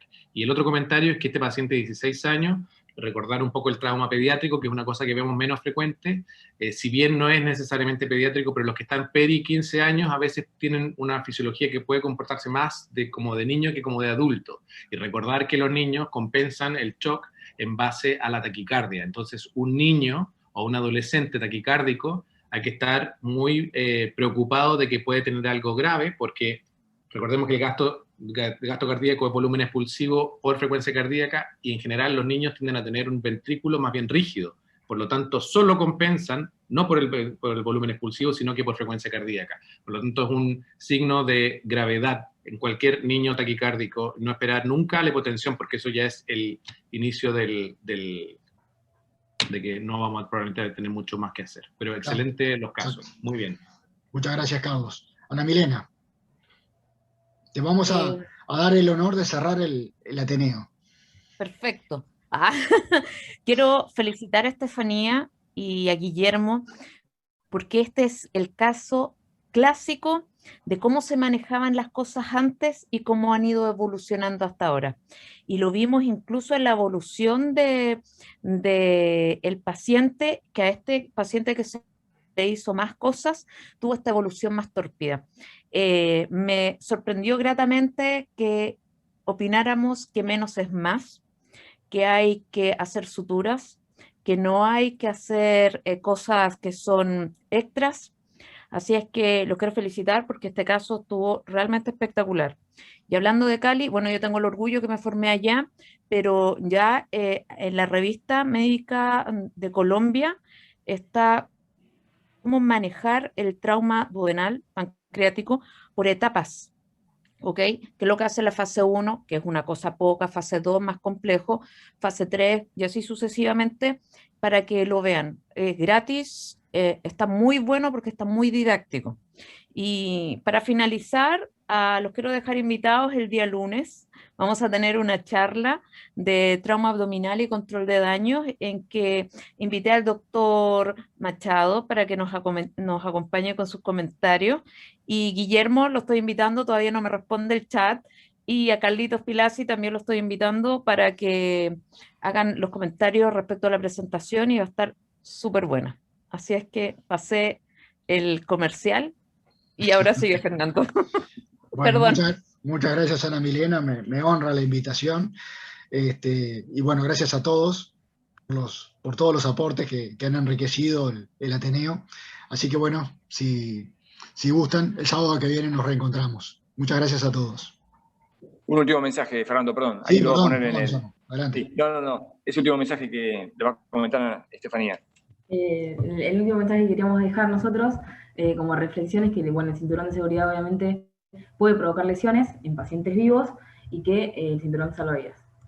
Sin lugar a dudas. Excelente comentario final. Excelente broche de cierre. Bueno, gracias a todos. Buen fin de semana. Chao, muchas gracias. Gracias. Muchas gracias. Nos vemos. Chao.